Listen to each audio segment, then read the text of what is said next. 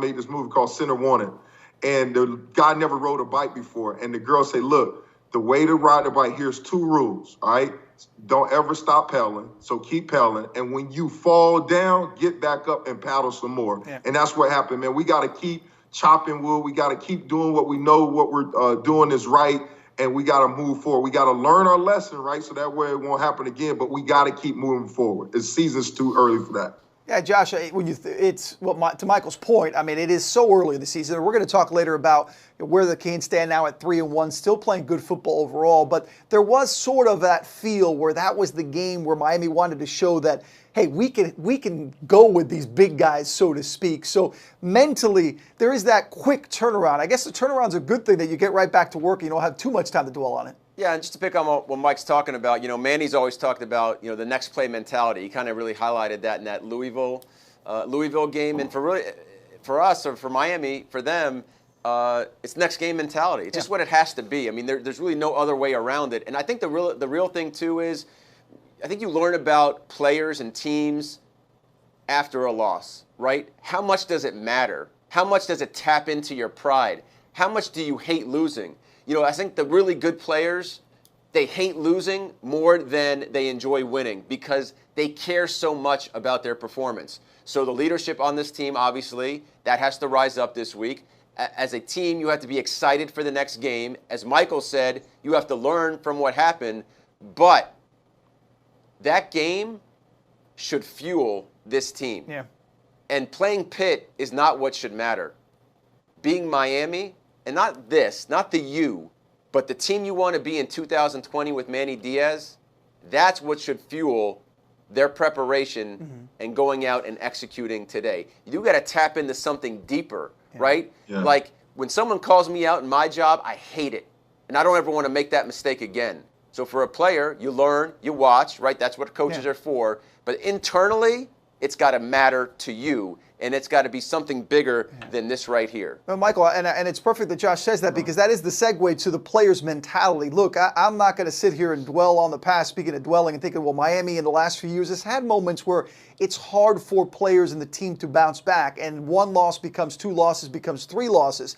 So from a leadership standpoint, Michael, I was so impressed this week by Darrow King. He talked about taking accountability, and he said, I didn't sleep that night. I was in the building the next day asking my coaches how I can be better. And it really does. And I'm not just talking about Darrow, but as a player, Michael, how much does it fall on you taking accountability and saying, I want to be better? Yeah, no doubt, man. It's like you got to have a mindset that, look, man, you got to face the truth. You got to face hard truth. Like, man, we didn't play to our level. We didn't do our job. We didn't dominate like Joaquin said. We didn't get it done. And you got to look yourself in the mirror and be like, man, okay, what we need to do get better. You got to ask yourself those hard questions. And you can't play the blame game. You got to self-responsibility. Like Darrow King said, look, we got to get this thing done. And it's like a virus being in your body that you trying to get out. And then you like, man, you trying to do everything you can, all right, to be successful. And I think about this, man, the thing I hate the most, I love the most. And what I mean by that, when the times where I fell short of my mark, those was the things that I used as building blocks to get me back on track. The failures in my life, unfortunately, those failures, man, I remember when I lost my starting job, I got hurt, man, that thing fueled me. Yeah. I was like, man, what can I do so this won't happen again? And then I start working and start doing the extra. It's like Rocky, baby. You know how Rocky got beat up by Apollo, but he came back. Back up. Come on, Vince. We got to come back, baby. It's about in the training and the preparation to get back for the rematch, man, to get it going. And that's what we got to do, man. Yeah, Make it strong. You got me ready. You got me ready. A little jab. Listen, we got our Rocky ready. We got Michael Barrow ready. We got Josh Darrow ready as well. We're going to talk more. We unfortunately will look back at Clemson because I think, as both of you mentioned, there is something to be learned, not just mentally, obviously, but physically on what happened on the field. So we're going to break that down in a moment. We're going to review back the Clemson game offensively and defensively and see what Miami can do today to bounce back with a win against Pitt. But when we come back here on Hurricanes Game Day, we'll discuss that. Right now, though, Canes can use some super fans, and we certainly found one in our Coast to Coast Canes.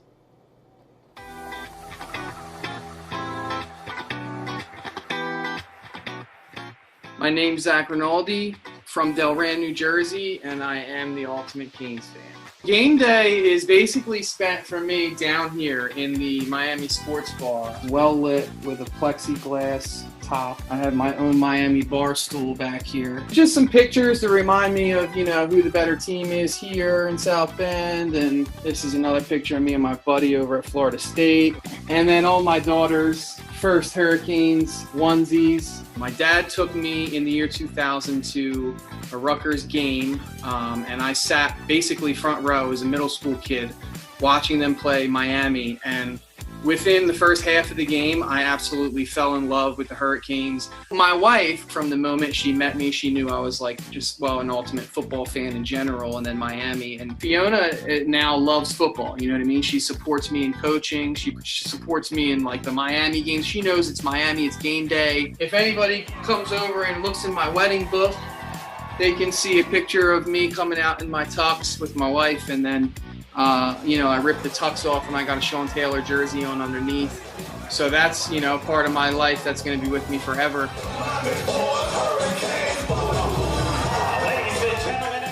I live it, I breathe it, I eat it. I ended up getting the U tatted on my leg so it's there forever. Everybody can see it, no matter where I'm at, what I'm doing. I have a love for Miami football like I love my family, like I love my daughter. Now we're getting little Rory to become a Miami fan, and she was just at the top of the stairs trying to throw it up, and she had like one hand here and the other hand here, and she's trying. She's 2.5, but she's getting there.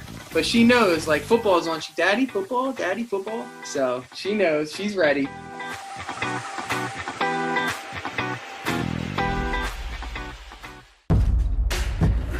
Don't wait for tomorrow.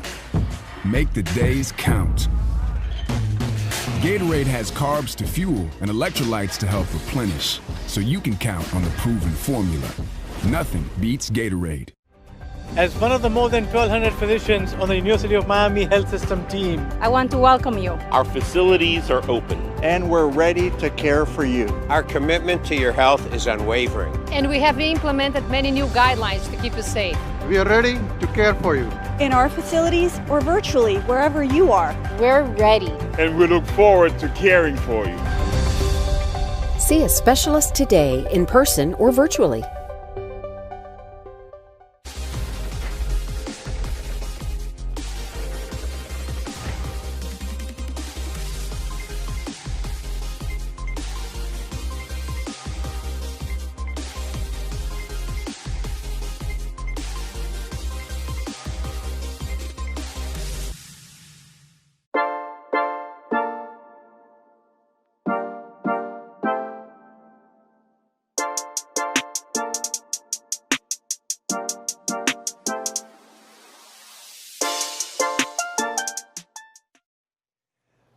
Welcome back. We don't quite have the Canes blazer, but I'd say we're sharp dressed men. We're repping the U, okay? Yeah, we're doing all right. We don't have the blazer and the mask on right now, but we're repping. Hey, Josh, you need to get that suit, baby. That suit that man had. You need to get that for you. That look good on you, baby. Hey, Mike.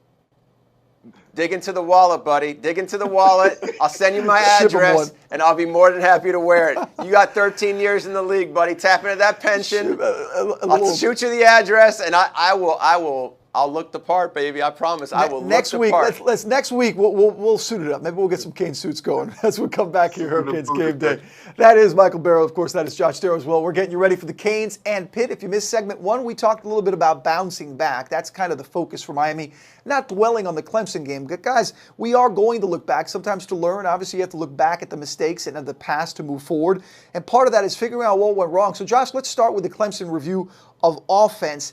There's a lot of talk this week about Miami's wide receivers. You know, can they win the one-on-one battles? Can they make those plays? When we look back now, what did you see in Miami in those key moments in those battles at wide receiver? Well, Will, I'm going to put this in your wheelhouse, right? You just got off a nice run with the Miami Heat and the NBA. And what do they say about the NBA? The NBA, it's a make-or-miss league. Absolutely. Jeff Van Gundy always says, you either make shots or you miss shots. And it's not much different in college football. Who makes the plays? And last Saturday against Clemson, it was not the Miami receivers. The Clemson DBs, they made all the plays a week ago. All the 50-50 balls, all the one-on-one matchups, everything went the way of the Clemson defensive backs. Now, we saw some inconsistency coming into this game from Miami's passing game, but we didn't see anything quite like this. We saw some overthrows by De'Ara King. We saw some drops by the Hurricane wide receivers, but this was a little different. This is when you call on your playmakers to make a play. I've always been a big proponent of, explosive plays. What makes the game easy, right? Moving the ball down the field. In Miami, the wide receivers, as you can see, the ball's in the air. They have a chance to make a play, and either they came up short or they were really, quite frankly, pushed or really didn't compete at the point of attack. And those are the plays that Miami has to come up with. You know, last year, Miami had a wide receiver. I don't think he's been talked about enough in terms of what Miami is missing. You know, we talk about Shaq Quarterman, we talk about Mike Pinckney, no Greg Rousseau. But you know what? Miami misses KJ Osborne. Oh, yeah. He came in for 1 year. He overtook that room. And that kind of leadership, experience, and playmaking, Miami is sorely missing. And I think the other thing you see here, too, with Miami in the wide receiver, and look, it could all change today. It could all change moving forward. I'm not going to sit here and this is the end-all, be-all. But the other thing, too, you look at is, as Miami's trying to build their program back, right, you have 3 junior wide receivers and really nothing behind them, right? So there's nowhere else to go. So it is imperative on Pope and Wiggins and Harley. They have to make the plays. It's just, there is no other choice, you know, and that's just how it has to be. And the other thing, too, that's frightening would be if it doesn't change, right, the blueprint's out there. Yeah. And what does that happen to Miami's offense? And that's really something I think we have to watch. Because if you can take, it's like isolating a matchup, right? Mike knows this. When they go into that room for 50 hours all week, they're taking away players or they're isolating and focusing on matchups. And so for me, Miami has to counter back.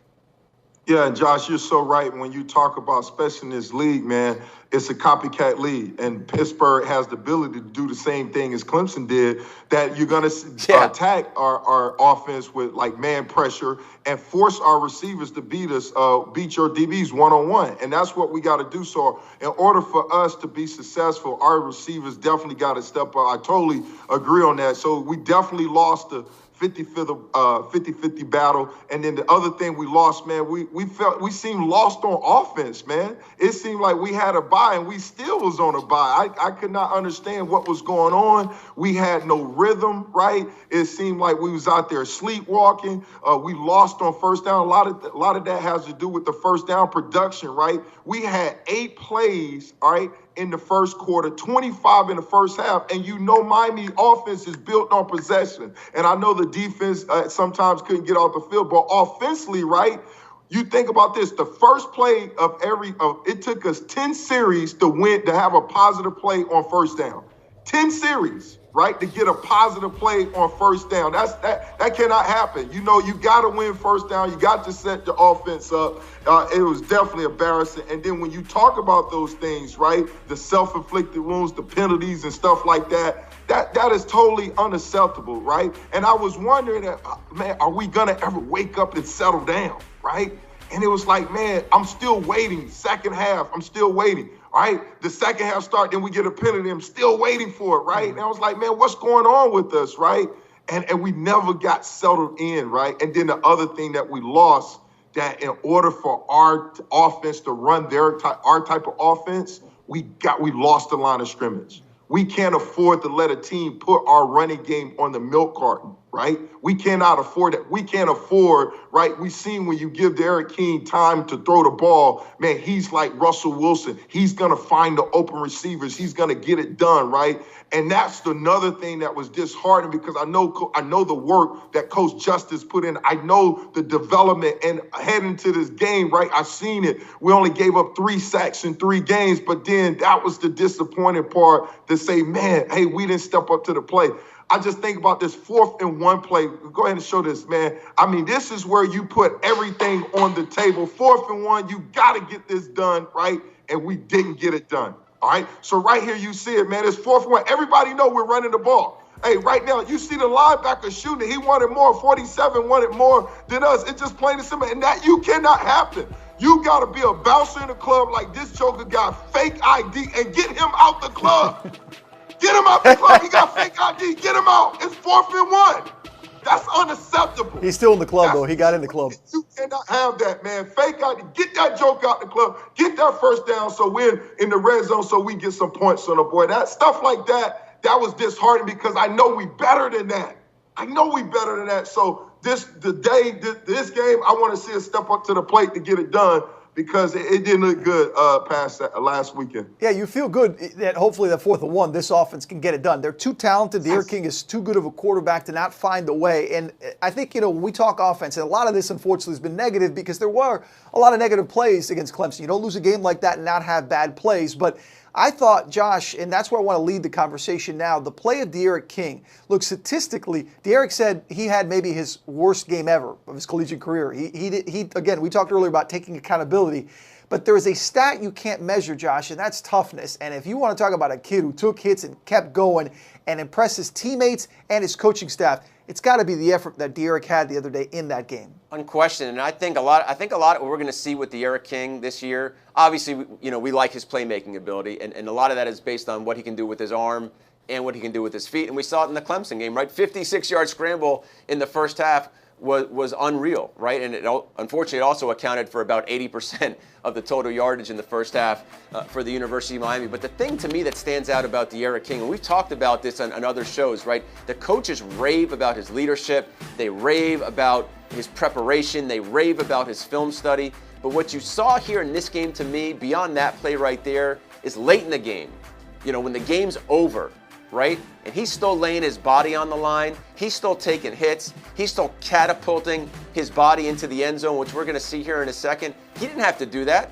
The game was already done, right? But he's still fighting. He's still scrapping. And I think even beyond D'Eriq King, for this team, something you would take out of it is, would last year's team done that? I don't know.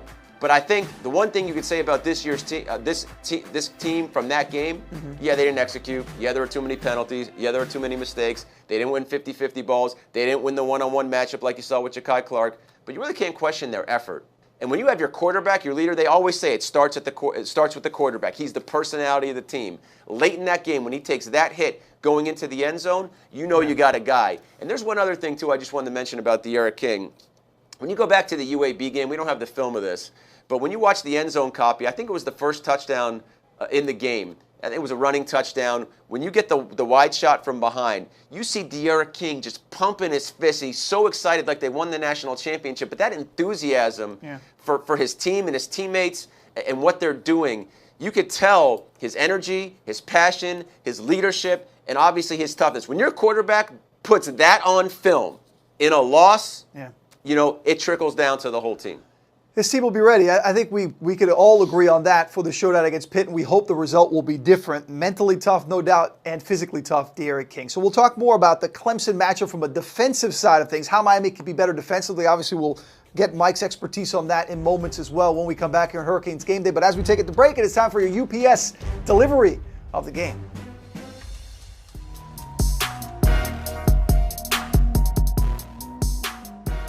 King in the gun, holds his hands out, takes the snap, rolls right side, looking, throws deep down the field. It's going to be caught for a touchdown. It's Wiggins on the other end. Touchdown, Miami.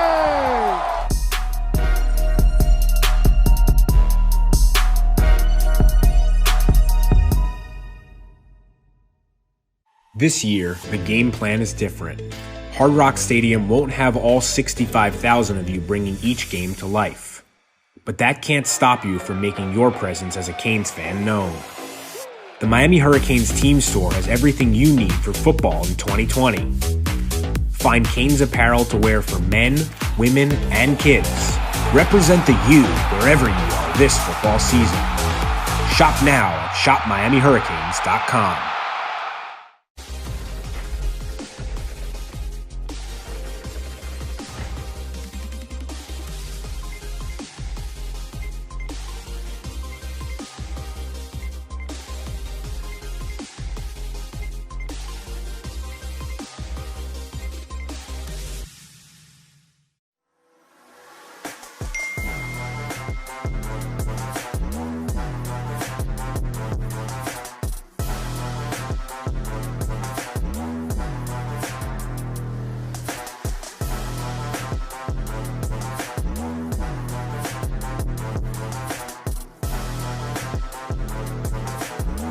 Download the new Miami Hurricanes app today for the ultimate Canes fan experience. Welcome back to Hurricanes Game Day. Will Manso alongside Josh Darrow and the great Micheal Barrow getting you ready for the Canes and Pitt noon kickoff, a little high noon action at Hard Rock Stadium, and we're getting you ready for that action here as you do before every home game on Hurricanes Game Day. So glad you could join us. And unfortunately, guys, we got to keep talking about the Clemson game, and soon enough we'll move past it. Will, what do you got? I get you to just introduce me when I walk into my house so my wife can know I'm the great Micheal Barrow? Every time, your kids, your wife, I will happily do it, man. No charge for you, man. I'll just wait a second. Wait. I'll get my phone. I'll take the voice memo. I mean, Mike played. I haven't done much but graduate college. But if you could do that for me too, I need as much help. I need as much help as I can get. I'm working and she's home taking care of the kids in virtual school, so I could use a big announcement when I walk in the door. That would be awesome. They could use some intros too. The wives get their intro. You guys all get the credits. They need a big one. They get some big intros. She's earned something special. With that, the great Micheal Barrow, the great Josh Darrow. We're getting you ready here for the game. But guys, we unfortunately, again, we got to keep talking about Clemson game because you do learn from these things, and we saw some of the hopefully things they can move and get better on today offensively. But defensively, Josh, the good news, you don't have to deal with Trevor Lawrence and Travis Etienne. and that makes any defense look better because let's face it, those two guys are going to be playing in the NFL next year and probably being stars with good reason. Well, Will, I kind of scripted this all for you today, right? I'm going back to the NBA. The NBA is a players' league, right? The best teams have the best players. And last Saturday night, Clemson had the two best players. Trevor Lawrence, who's likely the #1 pick in the draft. He's probably a team-changing pick in the NFL. Like he's Peyton Manning, 15 years, you got your guy. And Travis Etienne is one of the most dynamic players we've seen in college football. So they had LeBron James and they had Anthony Davis. That's about as simple as I can make it. They had the two best players on the field, and at the end of the day, and really Etienne, he was the game changer. We talked earlier about the wide receivers and who has playmakers. Clemson had the playmaker. You saw Trevor Lawrence there with the nice, throwback, and then this guy. I mean, what are you going to do? What are you going to do here? He gets to the outside. DJ Ivey gave him the lane, but still he's running away. And 222 total yards, 9 yards per touch. I mean, that's Dalvin Cook-esque. That's Jonathan Taylor-esque. I mean, that's what elite players do. And, college football shifted, in my opinion. The elite teams have the elite players. And when you look at the college football playoff over the last 6 years, right, there's 4 slots, 6 years, 24 teams. 18 of those slots are taken by 4 teams. Clemson, Alabama, Ohio State, and Oklahoma. So, for me, yes, we know Miami didn't play their best game. Mm-hmm. Michael's going to point that out here in a second, a little bit of a tease, right? The execution wasn't great, the penalties, losing the one-on-one matchups. But really, why do you go out and recruit the best players? Why do you seek out your 5-star recruits? Why do all the schools come down here trying to get, the studs that are unearthed from South Florida? Because you can hand them the ball and they can take it to the house. Or you can put it in the quarterback's hands and he directs the team and makes the throws. That's what this game is all about. Yes, coaching matters. Yes, scheme matters. But for me, go back to the NBA. It's a players' league. You gotta have those. You gotta have those dogs. You gotta have those guys. They had the top 2 guys. Yeah, you gotta have those. It was evident. Yeah, and look, and the good news, Michael, is that in a game like this today in Pitt, and this isn't taking anything away from Pitt. Certainly, I don't think it's a shock to anybody to say Pitt's not Clemson. You're not dealing with that level of player, but there are quality players there. And the one thing you can't do, and you as a coach and a former player know this well, you can't beat yourself. And it's been frustrating in these type of games where Miami does have those. So, Michael, when you look back, you're playing Clemson, and Josh just highlighted these star players that are going to be in the next level, and then you make mistakes. You compound their greatness with your mistakes, and you're not going to win games. It's just not going to happen. Yeah, and that's what I think of it. I mean, to me, when I look at the film, I understand Etienne and Lawrence. Okay, yeah, they're good players, but man, you can't make. I've been saying this all season long in this short season that you can't afford to keep having these self-inflicted wounds. Like our defense play hard. They play fast, but they got to start playing smart, right? And you can't do that. Anytime you play, I know Travis Etienne, he had it, but listen, he ain't all that. I mean, no, we can't help him out. We can't help them out. It's all about us. And I believe, man, if we just do our job and detail our work, right, it'll be a different result. Just look at the film, right? The self-inflicted wounds, like you talked about. Turn on film. First, 4th and 4, right? We got this. It's 4th and 4. We got them where we want to, right? We line off all sides. We can't do that. And then we drop the pick.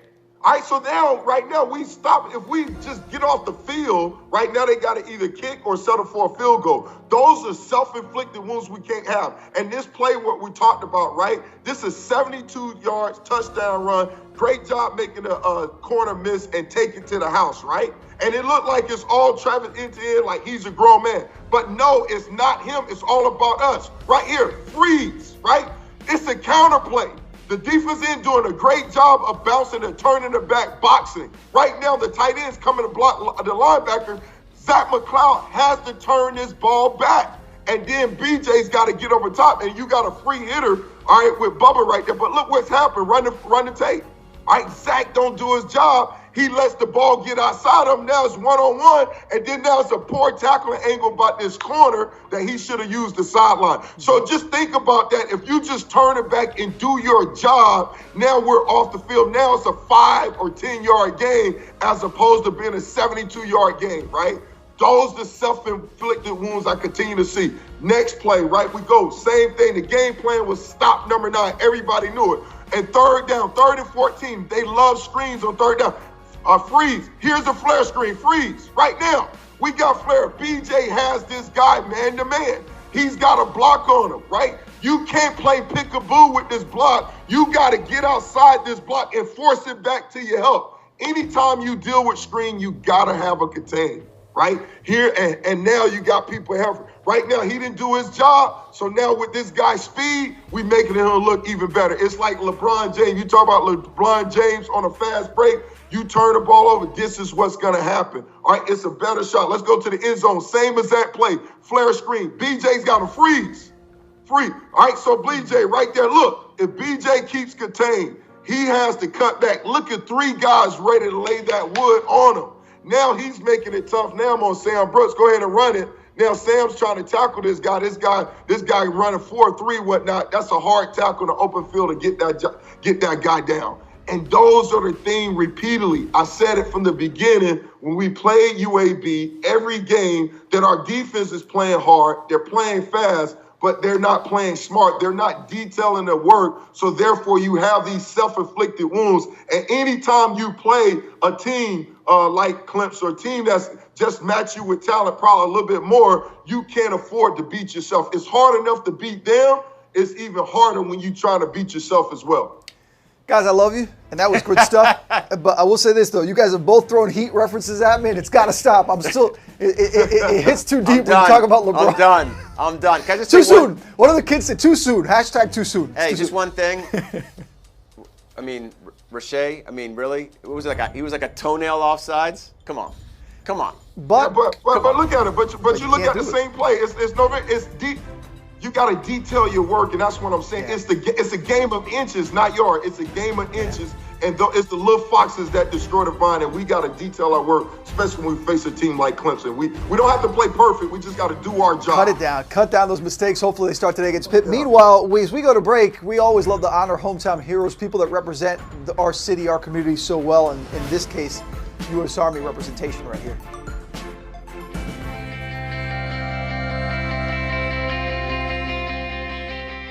I served in the United States Army for 12 years, ultimately ending up as an E7 or Sergeant First Class.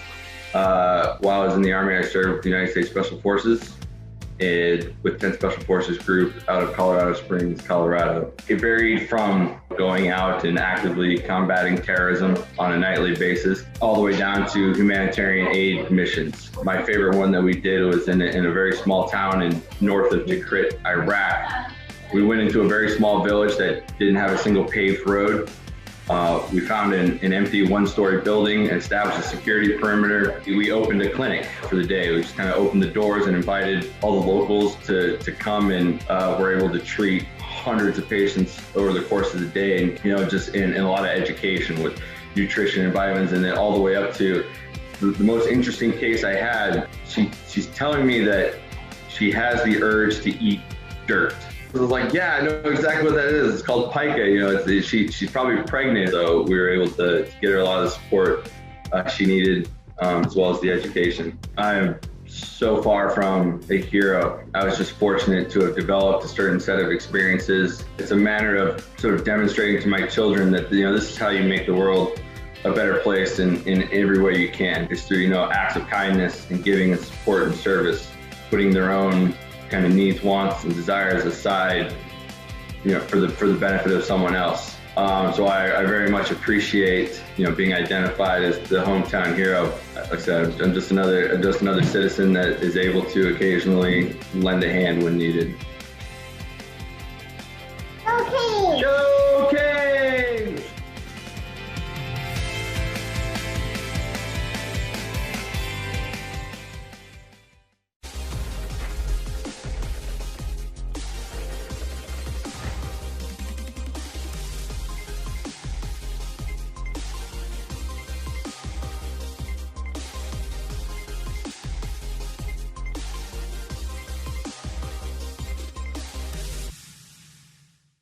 The COVID-19 pandemic has created challenges for all of us, but Canes are resilient.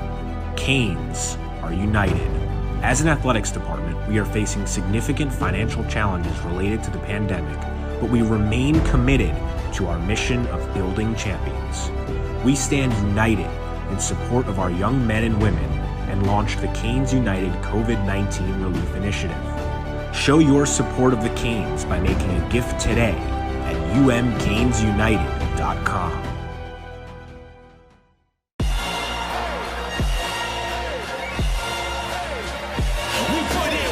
Kick it over the middle and a touchdown to Wayne. Manso, touchdown for the Panthers. Derek King is must-see TV. One of the most exciting quarterbacks in the ACC. He will dive for the end zone. Miami is pouring it on.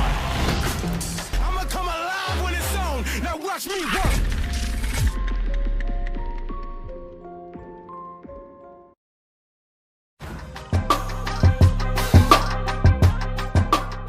It's now time for the breakdown segment with head coach Manny Diaz. And coach, what do you have for us today? Well, now we get a chance to talk about some special teams. All right. You know, it's Jonathan Packey does a great job, you know, leading our special teams units, and obviously we've talked about Bora Gallus and Headley, but there's always 10 other guys on the field with them, and our defensive staff, you know, puts together our field goal block plan for the week, and obviously they had one of the best weeks in you know, school history, you know, blocking 3 kicks, including 1 for a touchdown. So I just want to kind of unpack that, show a little bit of what that looks like, some of the effort that guys get that it's sometimes hard to see on TV. All right, let's go to it. Okay, so here's our first one right here, and again, you can tell a lot about a football team by the effort that they play with in this type of situation. And so, you know, the question is, what we always say is, who is a block designed for? And what we say is a block's designed for everybody, because you don't know who on the protection team might fall asleep and let someone come through. So right here, great effort, even by our 2 inside guys. That's Jalen Phillips, that's Jade Silvera. So they're not going to get it, but just this is a precursor for later, because they are giving great effort, knocking the guard back. See the guard's body right there, knocking the guard back. And that's just what you want to see. Guys selling out, whether they have a chance or don't have a chance.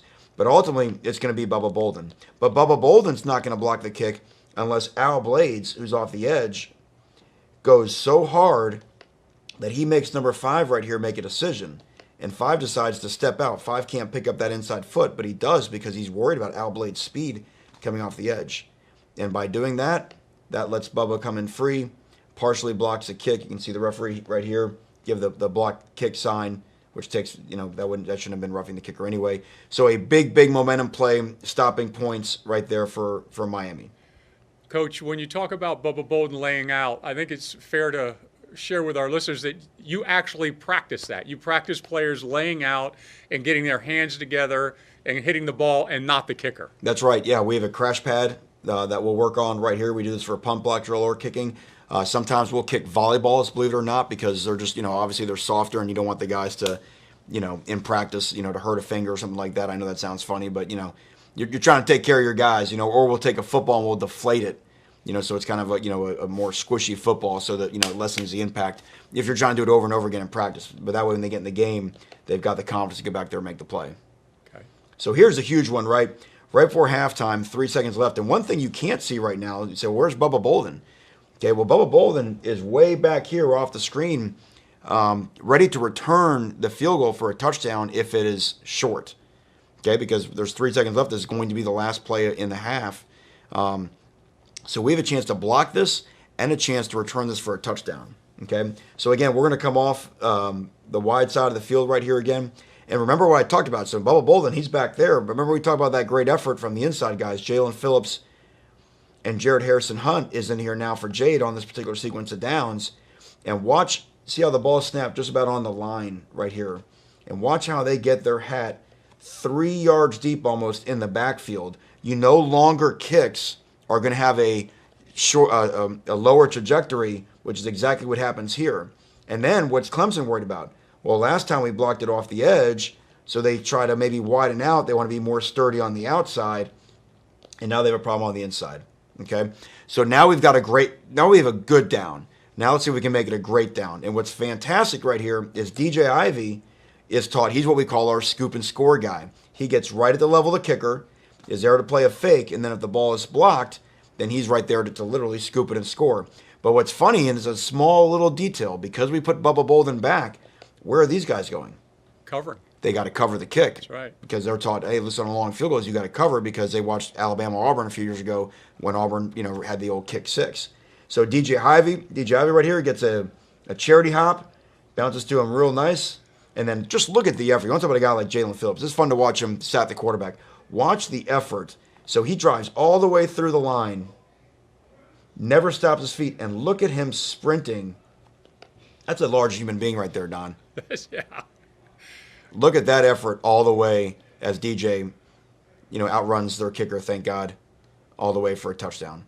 So humongous momentum play right before halftime, gave us a chance in the third quarter to get back in the game. So a big-time effort right there. But it all stems from effort. And again, just watch on the inside. Great effort right there. You see the guard ends up with his head down. Guys going hard. Zach McLeod going hard. The guys don't get their name called out because they're not the ones that block the kid. But because they're going hard, Zach knocks that tackle back. It just all helps. Everybody going hard allows somebody ultimately to make the play. But that's where we all share in it. We feel like everybody had a chance to make something happen. Helps that number 81 had a career in basketball coming out of high school, too. He got elevated, didn't he? That's just a shot block to him. Yeah. You know what I mean? He did that plenty of times over at Christ the King. So big-time play. And now you smell blood. Now you got confidence, So it ends up being on the same hash. So we're going to come off the exact same way. Again, now we're back in our normal unit because, we don't have a returner deep. It's not a long kick. And it's the same deal. Great get-off watch. I think that's Gilbert Frierson. Great get-off on the snap. He actually beats Jalen off the ball. Great get-off. He gets into 13. And this time 5, they told 5, hey, listen, you got to keep your inside foot. But Gilbert knocks 13 so silly right here that Bubba's clear, free, and again. So, again, great effort there. Corey Flagg, holy cow, can you imagine being a true freshman and all of a sudden a ball pops up? Now, we would always say anything past the line of scrimmage, we want to get away from it because we get the ball back. But anytime it comes up, we always call it, if you get a lollipop, an easy one, let's get it. Let's go try to score in this situation. And really the coaching point here, we've got to do a better job of, we've got a chance to set a wall. If we would just turn and look and set a wall right here and kind of get engaged on these guys, to where Corey could have gotten this thing out here outside the numbers, and we could have scored 2 touchdowns on this unit.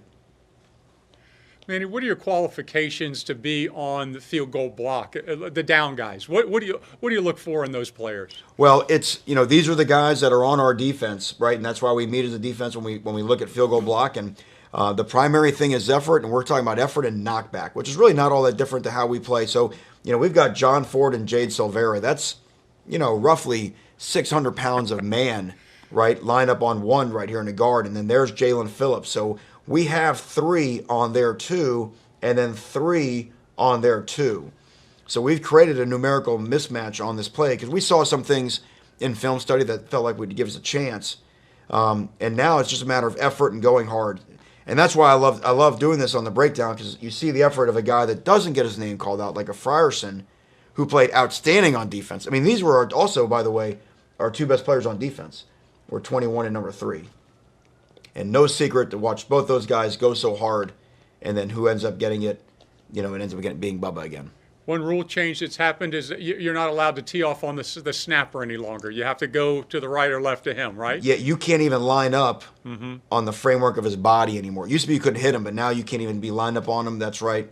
And you also can't have a jumper, jump from deep. That used to be a rule, a way people block kicks. So they have tried to make it different for player safety, but effort still solves a lot of problems, and I was really proud of our effort on this unit. Again, in a situation where you could say, "Oh, the score's out of hand. What's the point?" Our guys wanted to score every time Clemson lined up in this formation. All right, Coach. Well, thank you. That does it for the breakdown segment with our head coach, Manny Diaz.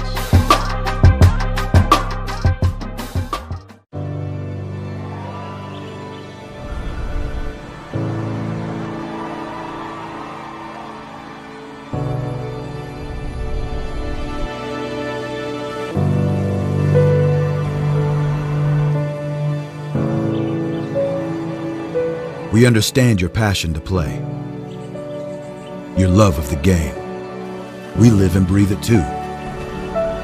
At our core is a deep, relentless pursuit to heal the body and alleviate pain, to rehabilitate spirits and restore quality of life, to elevate your performance.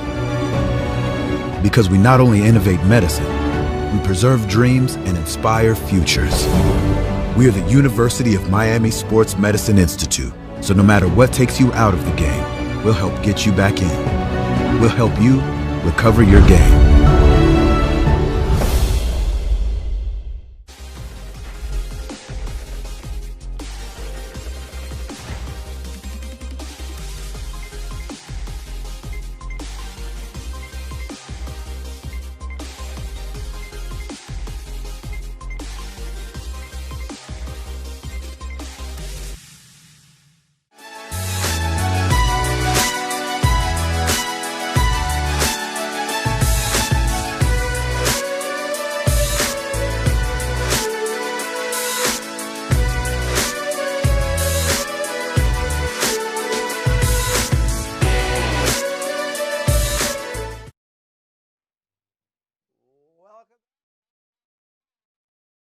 Beautiful Hard Rock Stadium. Ooh. Look at that. Nice. Such a beautiful field, and hopefully a beautiful place for Miami to bounce back and get a victory. As we talked about earlier here on Hurricanes Gameday, a tough loss to Clemson. Time to bounce back against Pitt. And guys, before we get to our segment about recapping where we are in the season, let's give you some breaking news we like to give you here on Hurricanes Gameday. Pitt quarterback Kenny Pickett is officially out today. That's significant news. He's got an ankle injury. Very dynamic QB. Will not play, and in moments, in a couple segments from now, we'll talk to Michael and Josh about the enemy intel and now what happens at quarterback for Pitt without Pickett. But as we come back, guys, we got a segment that's called Where Are We? And, outside of being in our homes and in studios here, where are we? Big picture for the University of Miami. Josh, I'll start with you. Give me your season report card at 3-1. I asked you this question a week ago. We're probably a different answer, but we learned something, obviously, with the game against Clemson. Where do you stand now on where Miami is at 3-1? I don't know if we know yet, right? And I think that's the point I want to make. It's a progress report. But so much was made before the Clemson game, right? It's game day at night, and obviously that's a great place to be, right? You want to rather be in that position than not. But, you heard these phrases, thrown around. Is Miami back? Again, we go down that road. Is the 3-0 start for real? A statement game for the program. And I just, even before the game, when I was doing stuff for radio, I just thought those questions were unfair. I don't even think they were appropriate, right? We talked about it before, about who Clemson has, the kind of program they are, what they built themselves into, and Miami's still trying to get there. So clearly we've addressed it. Miami did not play their best game, okay? But to make that the end all be all, that's the ultimate definition of Manny Diaz and the 2020 Hurricanes. I don't like that. I don't like that communication. I don't like that conversation. It's unfair, I think that lens is really narrow. I think when you look back at this program in its last 15 to 20 years, the defining games, so to speak, or the games that matter, are the games that are today's game, right? It's going out and playing Pitt and putting your best foot forward. It's not losing to Georgia Tech. It's not losing to Virginia Tech. So these are the games, you got to win these games first before you get on that stage with Clemson. Yes, we all want it to be that. I get that, believe me. And I'm not saying it couldn't have been that. But don't close the book on this team. Don't close the book on Manny Diaz, and don't close the book on this program. Look, we all know what we want the program to be, okay? We know where we want to get back to, all right? And we know where it's been, you know, the great Micheal Barrow. We know their accomplishments. But right now that doesn't matter because it's where are we now? Where are we today? Where is the program today? And Manny Diaz talked about it in his State of the U with the team in the offseason. Look, here's what we've done in the ACC. They're about maybe 10 games over 500. They played in one ACC championship game. That's not good enough. It's not good enough, but I think the players need to understand that none of this comes easy. It's not supposed to be easy. And respect the work, respect the process, respect the preparation. Manny set a standard, play to that standard, and then the results take care of themselves. And I think that's, if we look about where we are, I'm not sure we know that yet, right? We don't know that yet, but I think Manny Diaz understands what it takes. And it's baby steps, right? It's baby steps. Right? And I'm not sure Clemson, it's unfair to make Clemson the barometer. I guess that's my big point. Don't make Clemson the barometer yet. Let's look at the next 7 games and we'll know. Yeah, Michael, and I think to you, you know, I think I want to carry this topic to you because I think it's an interesting question. It is an unfair question to ask when you play Clemson to then follow up and say, okay, what's the progress report? Any team that's played Clemson in the last 5 years probably failed that report. So when you look at playing off what Josh just said, and also from a player development standpoint, kind of that 1-2 punch of where they are and how are these players developing, what's your take? Yeah, for me, man, I look at this as like Josh mentioned, man, it's a great measuring stick. And it gave us a wake-up call to exactly a harsh reality of where we are right now and what we need to do to accomplish our goal. It reminded me of my 89 season when I was with Hurricane. We lost a game against Florida State. And we thought, man, good Lord, you know, our season could be over. But we didn't let that one game define our season. We knew, okay, let's fix the things we need to fix and take care of business. So me right now with 8 games remaining, I look at this like, again, your report card in school. You get your 9 weeks report card. And I'm like, okay, the grade on it is not what I want. But look, I still got a chance to get it done, right? When you look at University of Miami, we got the building blocks. We finally got a quarterback. There's a king. We talked about my man. He's a Lion King. He's got heart, and we know what he could do. Now, other position around, we know we got a running back or got a slew of running back. We got to get them more touches. I think we got to help them out. Obviously, we got to continue to develop like we talked about the first part of the show. Our receivers got to take their game to the next level, and our O-line got to bounce back and get it done, right? Defensively, man, we're playing hard, we're playing fast, but we're not playing smart, and we got to take that to the next level. We have enough talent to win. We have enough talent to be successful. It's not about enough talent. We have those building blocks in place. Now, the next step is development. From the player standpoint, we got to continue to develop. As a coach, right, my responsibility is go find the players, all right, develop the players, utilize the players in the right way, and make sure whether it's practice or game, they come ready to play. All right, that's my mindset as a coach and no different. So when you talk about player development, right, it's just not on the coaches, though, because the coaches are limited with the 20-hour-a-week rule. Now the onus become on the players, right? And we saw like Bubba Bowden, right? On the sideline, you see him. Yeah. I heard watching the game, I heard the commentators say where Amari Carter had the guys over saying something to him, and Bubba's like, man, I got this, I got you, let's go, right? And that's what you want to see. And you see Manny all fired up and ready to go, right? One thing I saw before, it was during the Florida State game that told me that that encouraged me, right? Because I know, like I said, in order to have a great team, one thing, common denominator, you look at the great team is PCP, player, coach, and player. Look at Manny talking to Jalen Phillips after he got ejected from the game. Look at Jalen Phillips' body position. Like he act like, come on, man, right? But look when Nesta, right, talked to him. Look how more receptive it is. Look at him, man, I got you, right? He don't want to let his teammates down. I love that. And so when you talk about the leadership, the Ed Reeses, the Tiger Clots, the people in the past, that's what Miami had. The playmakers, the Michael Irvin, and things like that. And I'm encouraged because we have those building blocks in place with De'Aaron King, with Corey Gaynor on the offensive line, with those guys in place, Bubba Bowden getting those things done, man. I love it.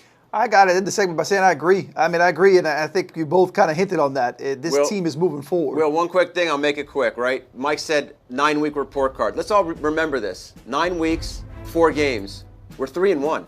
And we're ranked top 12 in the nation, right? So it's not, the sky isn't falling. It wasn't the result we wanted, but Miami is 3-1. Let's just remember that. Absolutely. All right, let's get to our Dr. Kaplan U-Health interview as we go to break.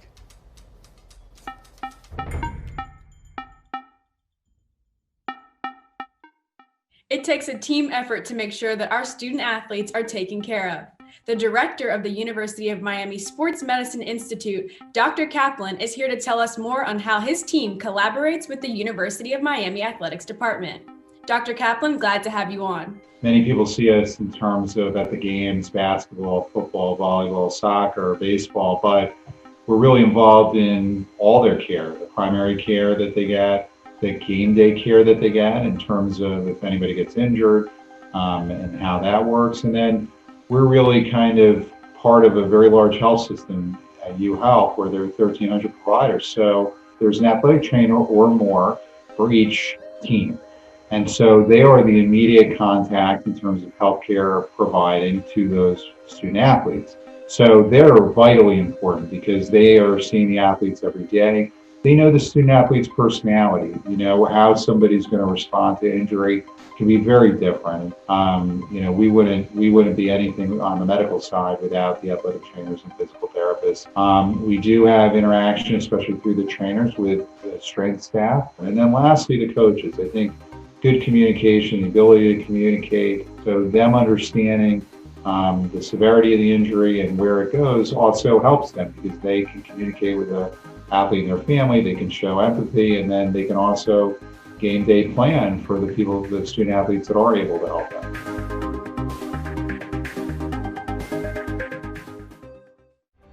As one of the more than 1,200 physicians on the University of Miami Health System team, I want to welcome you. Our facilities are open. And we're ready to care for you. Our commitment to your health is unwavering. And we have implemented many new guidelines to keep you safe. We are ready to care for you. In our facilities or virtually wherever you are. We're ready. And we look forward to caring for you. See a specialist today in person or virtually.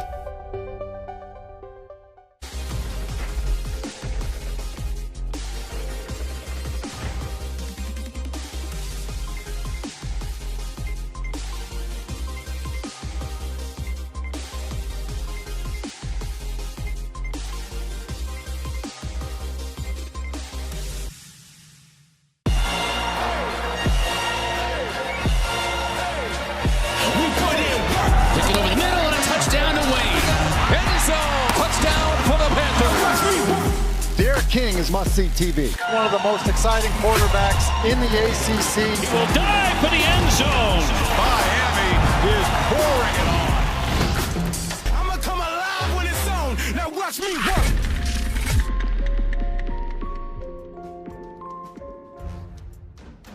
As we come back on Hurricanes Game Day, look at that beautiful view of Hard Rock Stadium. Pitt to town. Trying to get a victory against Miami. Miami trying to get a bounce-back win and improve to 4-1. A noon kickoff, and we're taking you right up to that kickoff at noon. Will Manso, Micheal Barrow, Josh Darrow getting you ready here on Hurricanes Game Day. Guys, it's storm tracker time, and we're going to track some things in the storm, and right in that storm is the Canes' remaining schedule. And fortunately, unless you only see Clemson if it's an ACC title game, so you hope to see Clemson again at some point because it would be a successful remaining schedule. So let's go through it, Josh. Looking at what Miami has left kind of highlights what you talked about in last segment, that while the big game and the whole theory of Miami being in the national relevance again is important, what's maybe more important is beating teams like these teams in your ACC schedule. Well, Manny's used this phrase, the Miami arrogance, and I think that means he's trying to make sure his team isn't arrogant because they never hear they should ever lose to anyone not named Clemson. And when you look at this schedule, obviously the game today has changed because Kenny Pickett's not going to play. But you look at North Carolina down there at the bottom. They're 5th in the country. Virginia Tech, despite, I think the last 2 weeks they had 15 to 20 guys out each game for COVID. They were hanging 40 points a game, and they're 2-1. NC State is 3-1. We know Miami's lost to Virginia before. They lost to Georgia Tech a year ago. So, again, it's about having a standard, being prepared, and coming out and playing your best ball to win this game or win this schedule. But everyone understand, the ACC is good this year. right? The ACC is good this year, and Miami, these are the games that matter. I mean, yes, Clemson matters, but at the end of the day, I think the final report card from Miami will be more dictated by these next 7 than last Saturday. And Michael, to his point, I mean, it is something that when we talk about, Miami getting back to that relevance, you can't be relevant if you don't win games like this. And I'm not saying that Miami's got to run the table to be relevant, but you certainly have to consistently start winning these kind of matchups. Yeah, no doubt. I mean, we just got to take it one game at a time. You heard that old cliche, but that's no different. We can't sleep on anybody, right? We got to just get better. My coach used to say this all the time. Every day you either get better or worse. You never remain the same. So it's not just in the game. It's getting better in practice. When you talk to anybody when you versus Miami, they'll tell you about practice is legendary, the battles that's taking place on the practice field, because we need to get better. We need to develop in key positions like we talked about before, So, and speaking of better, one thing that I want to get better is that target rule. Right? Michael, the floor is yours. The floor is yours. Take it away. We're just going to sit back, buddy. I hate that rule, man. I hate that. We got to do better, man. The players, they're in position. You put so much onus on the defensive players, man, to avoid contact. Man, I just hate it, man. You look at it, obviously, this right here, you're going full speed, and we're trying to do everything we can to put in position, but this guy is dropping his head. So now the fault is on Swerving Gervin, right? But the receiver see him coming, and he dropped his head trying to protect himself. Now it's our fault, right? You see it? And bam, now it's on us, man. If this rule was in place when I played, I probably would still be on probation. Roll the Michael Barrow tape. Michael is still, you're still. I would have lost my whole season, right? But right here, you look at this right here with Amari Carter. I know everybody's saying, well, it's Amari Carter, he's always at fault or whatever. But look, he get pushed in the back in the receiver. The receiver pushed him back. It needs to be like NBA. They need to have different tiers to it, meaning the ref need to look, when he look at the replay, say, okay, was this intentional? Was this malicious? It's like murder, right? First degree murder, second degree murder, right? You got different. Now this right here, obviously he's a defensive player. They say hit him with the crown and helmet. I understand that. I can deal with that. We got to do better with that, right? We got to do better with that.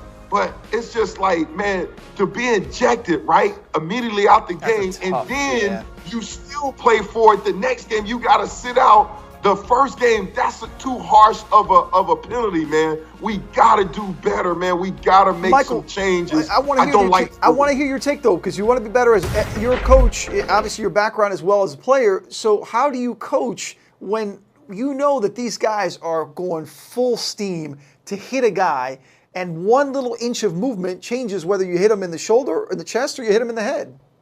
That's what I'm saying. I don't like it. You obviously you want to get the head out of the game. I understand the intention why they're trying to do it. They're trying to do it to protect the defensive player, and then also protect the tackles. I've seen guys come with their head down. Unfortunately, it's a laundry list of players that got spinal injury because they tackle with their head down. I get all that. I understand the nature of it. What I'm saying is just too hard. You, as a defensive coach, you got to teach them the fundamentals. And early in the season, we saw Manny teaching what we used to teach at Seattle to get the head out of it. The Seattle, the hawk tackle, right? We talked about that. You lead with your shoulder like a rugby style. All I'm saying, though, you putting all the onus on a defensive player. Even in the NFL, they find the offensive player for leading with their head down as a running back.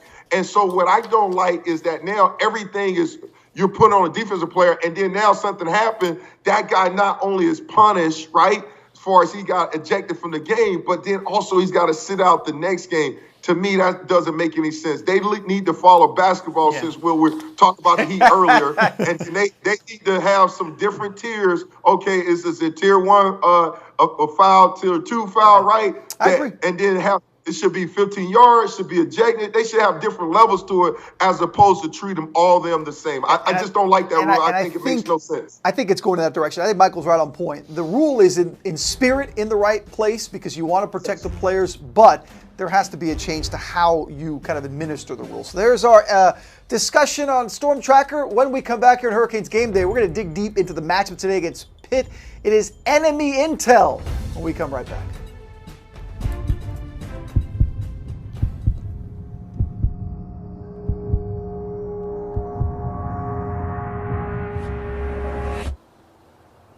Sometimes ordinary tasks can become extraordinary feats.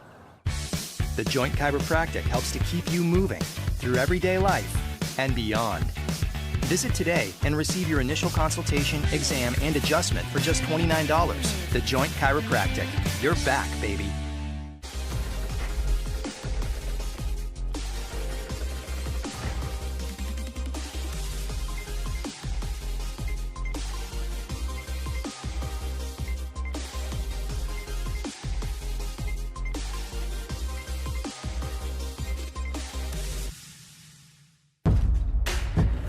Don't wait for tomorrow. Make the days count. Gatorade has carbs to fuel and electrolytes to help replenish, so you can count on the proven formula. Nothing beats Gatorade. As one of the more than 1,200 physicians on the University of Miami Health System team, I want to welcome you. Our facilities are open. And we're ready to care for you. Our commitment to your health is unwavering. And we have implemented many new guidelines to keep you safe. We are ready to care for you. In our facilities or virtually, wherever you are. We're ready. And we look forward to caring for you. See a specialist today, in person or virtually.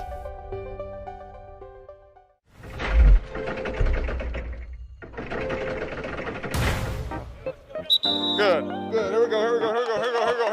Let's go. Have a day now. When did you start stretching? I said, when did you start stretching? Today. Okay, so I thought. Let's go. Two offense on the side. Stay down. Oh, here we go. On the ball. Get on the ball. Good pro. Good. Come around. Go. Put your mouthpiece in. Try and throw them from side to side. Give them resistance, but try and throw them. Here we go. We're going left foot first. Here we go. Good rep. Here we go, DJ. Here we go, Corey. Go. Break. Good reps. Got to move quicker than that now. Here we go. Let's go. Outside zone left. Here we go. I'll get you here. Equal opportunity employer. Here we go. Let's go. Go. Right, good reps, Zion. Here we go. Now what do you do, DJ? Go attack the nose. You read out of it, go attack the nose. Yeah, all right, now, so what's your read, though? It's man side protection. It's slow C, right? like the gap alert. No, just gap you're telling them it's on as far as like, we really got to be onto the read. Here we go. Now, guys, even this rep, don't go through the motions, man. Go full speed when you hit this thing, all right? Full speed. Here we go. Ready, go. Bad, all right, next two up. Good reps. Here we go. We're getting some tackles in this world now. Ready to go. Better, Cleve. Hit your stomach first, though, Cleve. Don't hit your knees first. You're hurting yourself. Here we go. Hey, good hands, but you're making it harder going toe-to-toe with him. Here we go. Now, once you get to the spot, stay there, right? Don't keep going. Something with the first kick. Go. Better. It's a different guy. That's a whole different set you did right there. That's awesome. Guys, today's the way to work. Good job. Way to come out and work. If we do that, we can accomplish whatever goals we have for ourselves. So good job. Anybody got anything? We'll be out here if you want to get extra stuff. Snappers, you guys that we've been working with, stay out here and get a couple extra snaps, all right? Other than that, take care of your body, be smart, all that stuff. All right, here we go. Corey, get a call.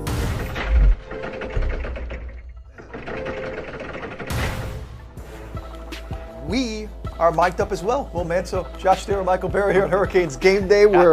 We got a lot to talk about, guys. We talked about last week enough, so let's focus in now as we enter our second hour of the show on Pitt. And Josh, I'll start with you. A Pitt team, we've talked about this before. The Canes trying to beat these ACC teams, show that you can beat these teams consistently. It's a Pitt team that'll look a little different today. We'll certainly highlight that. But what are your general thoughts of what you've seen so far from Pitt this season? Well, first and foremost, their record's very deceiving, right? They're 2-2, but the way they lost their last two games are just gut-wrenching if you're Pat Narduzzi. They lose to NC State. They score a touchdown late, and then they're up 5. And they go for the 2-point conversion, and Kenny Pickett puts it right on the receiver's hands in the back of the end zone, and he drops it, okay? And NC State ends up scoring, kicking the extra point, and NC State wins by 1.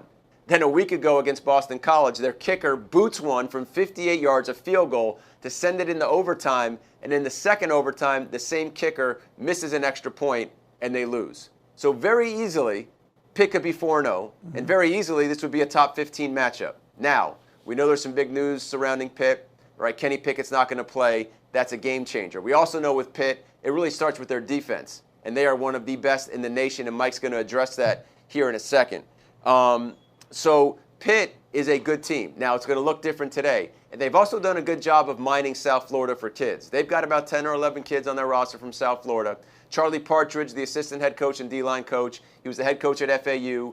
He's born and raised in Plantation. He played football down here. I knew him personally when I covered high school football in this area. He's a great guy, and he's got the respect of the area, and he knows how to find kids. Okay, he knows how to find kids, and Pitt has used this area to help support their roster. Obviously, they're going to go into the Northeast in their background. So Pitt, I think the record is deceiving, but we'll get into it more coming up. The injury to the quarterback is definitely another game changer. Yeah, that's significant. And Josh highlighted the defense, Michael. So we'll turn it to you. What do you like about them defensively that they're able to do that De'Eric and the offense needs to counter and battle today? Swarm it! Hey, this defense swarms to the ball, man. I mean, they're like bees trying to get some honey. These jokers, man, they're blitzing coming off the bus. They probably blitzing right now as they come off the bus. I mean, these guys are grown men on defense, and it's led by the grown man up front. I call them the law firm of Weaver and Jones, man. Their defensive ends are amazing. All right, Jones lead the team with 7 sacks. Weaver, like Josh said, he's from Fort Lauderdale. He's got 4.5 sacks. But these guys, man, they get to the quarterback. Last week versus Clemson, we gave up 5 sacks, 2 quarterback hits, and 10 tackle for loss. And Pitt is the same way, man. Nationally, just think about this. If we had an issue with Clemson defense last week, Pitt defense is like Clemson defense, but on steroids. They're second in the nation, not ACC, in rushing defense, 3rd in sacks, 4th in tackle for loss, and 6th in total defense, right? This defense, man, is a reflection of their head coach. They're tough. They get after it. And like I said, swarm it! They got guys running to the ball, and we got to be ready to go. We got to match their intensity, man. Once again, it's going to all start up front, man. This is a grown man defense, and we got to be ready to go, man. We got to have good representation, man, and to stop the law firm of Weaver and Jones. It's a defense that's tough. There's no doubt about it. You highlighted some of the areas that make them so good defensively. But again, when you talk about the caliber of defense you're going to face, you knew that going in. That doesn't change. But it sure changes offensively, Josh. To not have Kenny Pickett, I mean, let's face it. I mean, if just replace that with Miami, the Canes don't have De'Eric King. It's a significant change. So having Pickett out today with that ankle injury, it is officially out. Well, how does that change it? You've got 2 freshman quarterback that could play today, but that offense will look a lot different without their playmaker. Well, if you're Blake Baker, you got to be having breakfast with a big smile on your face. If you're Manny Diaz, because you know what Miami wants to do, right? They want to have a dominant day defensively anyways. Now they're just going to turn up the heat on a kid that really hasn't played too much. I mean, I just want to throw this out there about Kenny Pickett, okay? Statistically, this year, I know it's only 4 games, he's in the top 20 statistically at quarterback. So who does that put him in a category with? Because I just want everyone to have a frame of reference. Mac Jones at Alabama, Kyle Trask at Florida, Spencer Rattler at Oklahoma, Trevor Lawrence at Clemson, Kellen Mond at Texas A&M, and Sam Howell at North Carolina. So that's what Pitt lost today. He's a 4-year starter. We saw him for the first time. His first start was against Miami in 2017 when Pittsburgh beat Miami when Miami was undefeated, kind of broke Miami's season. He did not look good at the end of the BC game. He could barely put any pressure on his ankle. Probably not surprised that he's not playing, but this is a guy, me and Mike were talking last night. He's like Big Ben, right? He's got a hose, and he trusts his arm. He will put the ball in tight windows. He can also move. Now, he's not De'Eric King, but he can move around the pocket. He can buy time, and he'll get you 6 yards. He'll pick up a first down. He'll extend the drive. So they don't have any of that today. And now they got to play one of 2 redshirt freshmen. They're losing experience, they're losing arm talent, and they're losing their leader. That's a huge negative for Pitt and a monstrous advantage for the University of Miami, because I think we all still believe and trust in Miami's defense and what they can do with their front 8, their linebackers. But I will say this, Miami has to deal once again on the back end with a really good receiving core. Miami has seen some great receiving cores this year. You go back even to UAB, right? We talked about Watkins and Mitchell. Those guys were good. Then you went to Louisville with Tutu Atwell. He was a speed demon. Scary Terry for Florida State last weekend with Amari Rodgers. So when you look at Pitt and you look at their wide receivers, they've got a great group of receivers that Kenny Pickett or now whoever's going to play today to throw to. Jordan Addison, in fact, it starts with a freshman, by the way. Jordan Addison, a freshman. Now, NC State busted a coverage, but this kid's really good. He's got the most receptions on the team. He's got 30 catches. He's got 30 catches. That means Kenny Pickett trusted a freshman to target him at least 8 times a game. They got a grad transfer, so they got their KJ Osborne and DJ Turner. Tasir Mack has been there. He's got great hands. So they've got a great collection of wide receivers. Now, how do you diffuse that today, in my opinion? And probably was the same way whether it's Pickett or anyone else. You diffuse it up front.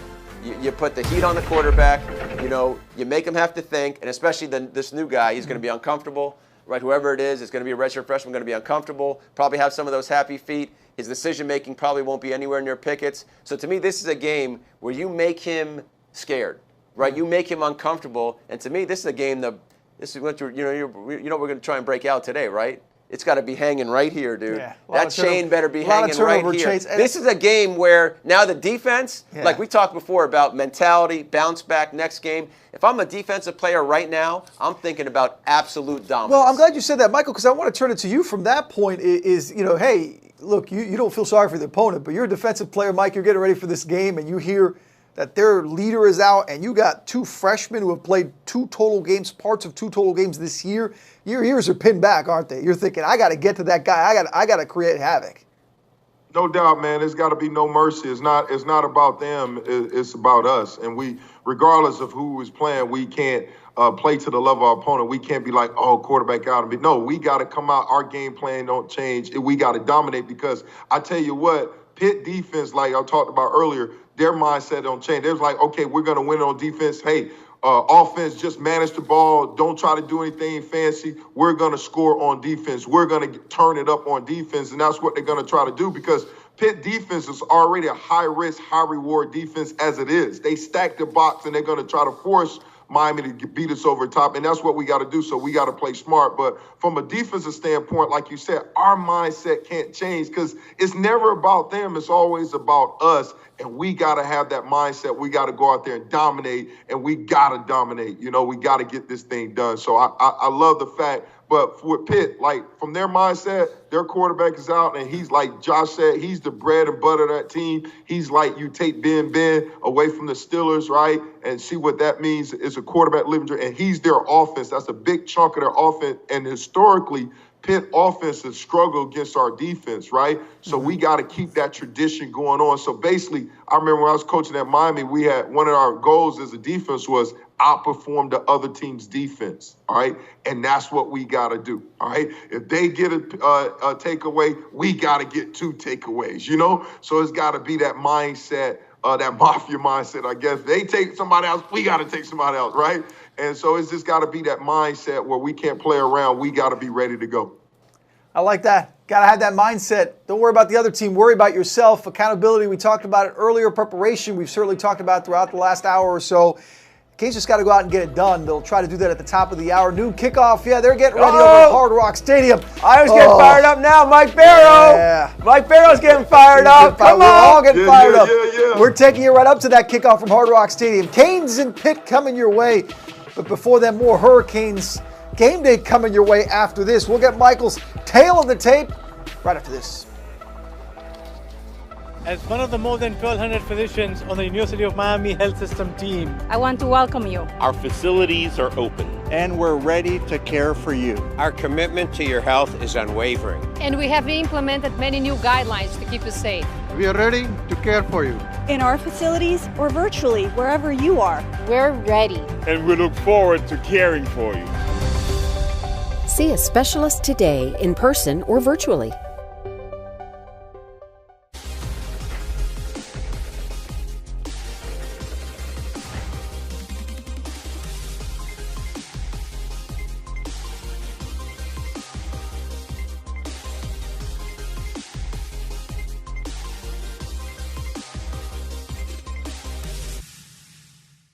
This year, the game plan is different. Hard Rock Stadium won't have all 65,000 of you bringing each game to life. But that can't stop you from making your presence as a Canes fan known. The Miami Hurricanes team store has everything you need for football in 2020.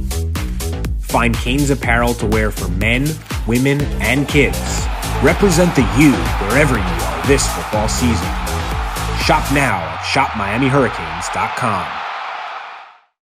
The COVID-19 pandemic has created challenges for all of us, but Canes are resilient. Canes are united. As an athletics department, we are facing significant financial challenges related to the pandemic, but we remain committed to our mission of building champions. We stand united in support of our young men and women and launched the Canes United COVID-19 Relief Initiative. Show your support of the Canes by making a gift today at umcanesunited.com. As we come back to Hurricanes Game Day, Derek King was certainly hard on himself this week, took full accountability for the team's performance in Clemson, probably put a little too much on his shoulders, but you know what? That's what a leader does. Looks to learn from mistakes and bounce back, and King and the Canes will try to do that today against Pitt inside of Hard Rock Stadium. As we welcome you back inside our studios. Will Manso alongside with Micheal Barrow and Josh Darrow here on Hurricanes Game Day. Guys, it's time for Tale of the Tape. Michael, the tape don't lie sometimes, and it certainly didn't lie when it came to offensive line play. And you I think, in working with you now for 4 games, you know, one of the things you always talk about is winning the line of scrimmage. And that applies if you're a defensive lineman or if you're an offensive lineman. But for Miami's offensive line, we saw it on that 4th and 1 play you highlighted earlier in that Clemson game. The battles aren't being won. How do they start winning them today? Yeah, no doubt, man. And for us to run our offense, we got to win up front. And this test is even harder because what Pitt does up front is just simply amazing. We talked about what Clemson does as far as blitz, and I told you in the beginning that Pitt, man, they blitz coming off the bus, and they have their safeties involved too. You see Paris Ford, number 12, he gets involved. They're blitz the corner. I mean, they come from all different angles, man. It's like Scud missile, man, and they do a great job. I mean, like I said, they're 3rd in the nation as far as sacks and stuff like that. They do a great job. Tackle for loss, they're 4th. They do a great job of, man, creating havoc and playing in the backfield. And we got to do a great job. You know what? Experience is a hard teacher, right? Because it gives you the test first and then the lesson afterwards. I'm going to say it again. Experience is a hard teacher because it gives you the test first and then the lesson afterwards. And that last week game versus Clemson, all right, was experience for us, all right? Playing a number 1 team in the nation, facing that a blitzing defense, right? And hopefully we learned the lessons, right, that we can apply to this game because we're going to get the same looks. This is a copycat lead, and the blitzes that Clemson did, we're going to see the same blitzes today. So if you turn the film, for example, right, Clemson had this game plan where they want to blitz to the back, right? So right now they blitzing to the side of the back and was able to get a sack right here on Derek King. Now, freeze for a second, right? Freeze. All right, can we go back and run this back? Run back a little bit more if you can, right? So right off, pre-snap look is what I call a 5-0 look, right? The center has his guy, 53 got the down lineman, 51 got him, the running back right there in charge of number 10. As you run it, right? Go ahead and run it. All right, stop right now. King, 53, all right, Clark, he's right now, he's trying to pull a Sampson to take 2 guys. No, do your guys and get a clean pocket because right now it confuses, right? Cam Harris, he don't need to go in there. Obviously, Campbell got to do a better job on the end, but this is something that we got to clean up to give Derek King time, all right, to make something happen because they ran the same blitz earlier. Go ahead and run the play, and he ended up getting that 56-yard long run on that. But he don't have a pocket, right, because of what? Poor protection. We got to do a better job of communicating who you got, stand on your block and doing your job, right? So the same thing, go ahead and now, same situation. Clemson, they blitzing. Great job picking up protection. Now, once they do that copycat lead, we saw this play earlier. Now we got to make a play. The quarterback's got to make the tough throw. The receivers got to come back to the ball and make the tough catch. We see these type of catches being done every week, right? Who got Moss? Randy Moss talking about the receivers coming back to the ball. We got to do a better job of tracking the ball and get that done because We're going to see the same thing today. They're going to try to pressure our quarterback. They're going to try to get us out the run. They're going to force our receivers to beat them, and we got to step up and get it done, not only up front, but on the outside as well. You mention the words, and you say it often, do your job. You know, when you look at do your job, how often in a game, and when you look at plays, Michael, in the film room after a game, do you see something as simple as, man, just do your job and these plays will work? All the time. And like I said earlier, that's our kryptonite on our defense. We're playing hard. We're playing fast, but we're not playing smart. It really doesn't matter what Pitt does. Pitt right now, like Josh already described their offense, right? All right, I know their offense. Their offensive coordinator was a coordinator at University of Miami. So it's a pro-style offense, right? With a pro-style passing game. Pittsburgh Steelers, we talked about this quarterback being a reference of Ben. That's what it is, right? That's what it is. This quarterback, if he was in, they'll do the quarterback sneak. But they want to spread you out. Here's what they want to do. They want to give you a different, exotic look. Every week, they're going to come up with exotic formation to see if you can line up to it. They're going to come up with something that you haven't seen before. So it don't matter. So our mindset, no matter what they do, when they break that huddle, right, we got to have great communication. We got to line up, read our keys, and get to the ball, right? And that's a lot of times. It's self-inflicted wounds like what I talked about. So, for example, go to the film. Clemson, right? No matter what they do, they came out with a trick play. We're going to see some trick plays this week. Same right here, freeze. It's man-to-man coverage, right? Man-to-man coverage right now. Sam Cook, don't be nosy. Do your job. Go get your man-to-cover. Go put your eyes on the luggage, right? That's why when you go to Miami International Airport, go ahead and let it run. They say, what? Keep your eyes on your luggage so somebody don't steal your luggage. Well, he got nosy and busy, and his luggage got stolen, and he got a touchdown. Right here, as you keep rolling, go ahead and roll it. Next play right here. Pitt's going to do some motion. They motion receiver ball. We got to have good communication. Right here, we have this guy. It's man coverage again. Pre-snap read, we got alert, crossfire alert. And right now, right here, linebacker right here, Zach McCloud. That's his responsibility. When that tight end comes off, he's off the ball. He's got to be ready to go. And then what? Do your job right now. We got it all crunched up in the middle. But up top, we got no edge. Stop being nosy. Do your job. Trust your teammate to do their job. And then we're off the field. I can't emphasize this point. Right now, Farson should be outside, right? We're all eyes inside, looking inside, just like the Telegraph said. We got feet in the backfield, stopping them up. But look, right here, we got no edge, and this guy got the speed to make it right. Like I keep saying, man, it's not about them. It's about us. It's really, I don't care what Pitt does, right? If we do our job, if we just simply line up, put our eyes on the key, right, and get to the ball with bad intentions, right, we're going to be fine. We just got to do our job. DYJ, do your job. Trust your training. Trust your teammate, and you will make plays. Don't be greedy.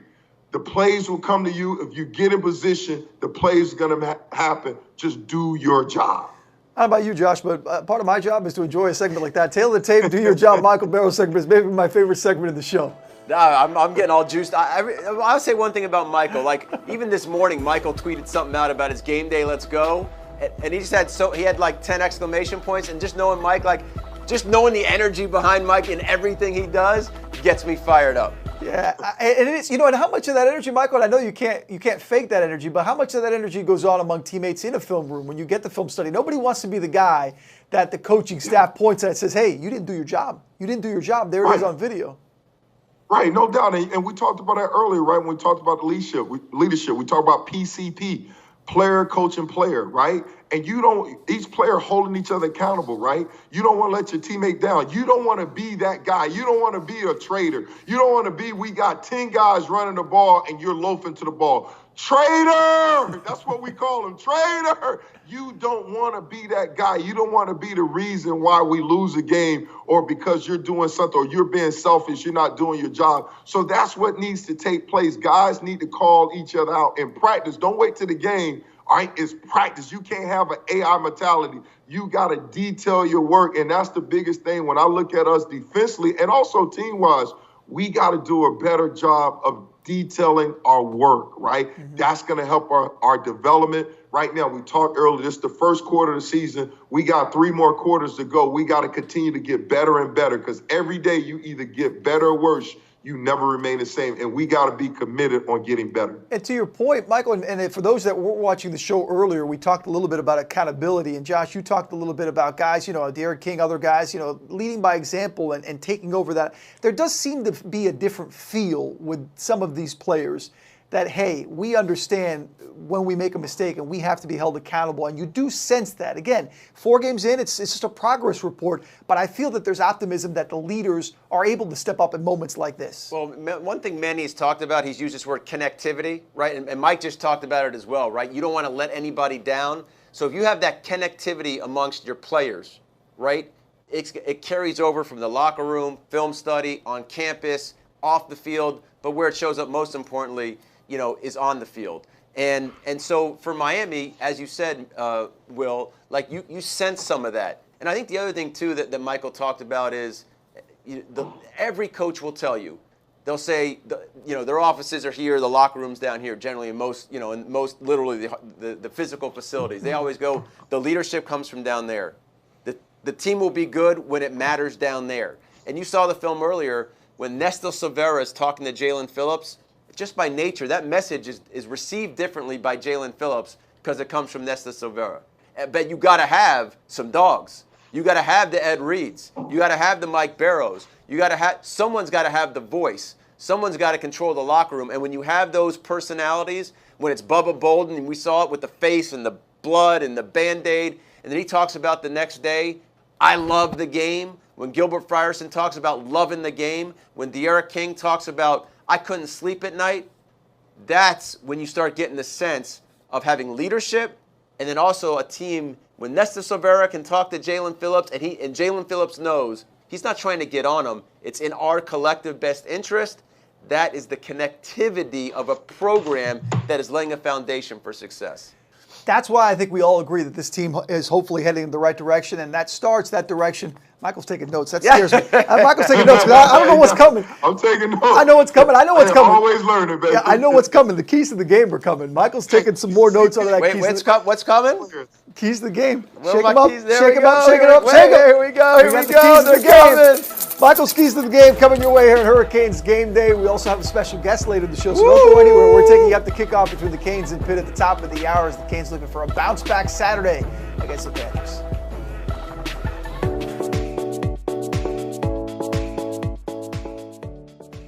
Chris, thanks for taking the time to talk to me about your experience at the Miami Herbert Business School. What was so attractive about what they had to offer?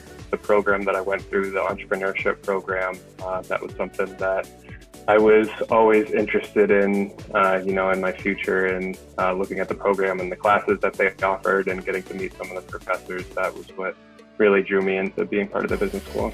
Chris, you mentioned your professors and how great they were. How did the Miami Herbert Business School help you get that first job?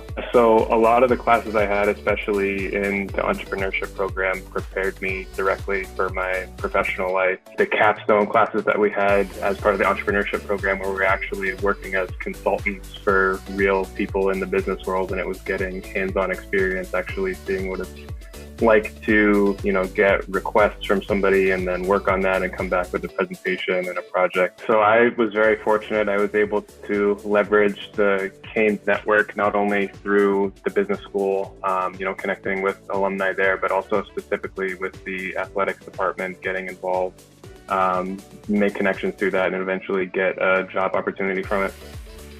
Go Canes!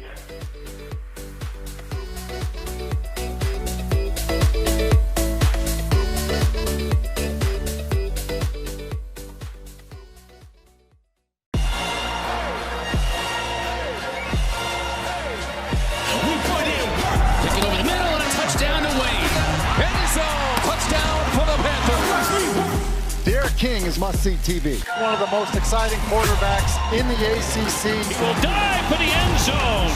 Miami is pouring it on. I'm going to come alive when it's on. Now watch me work.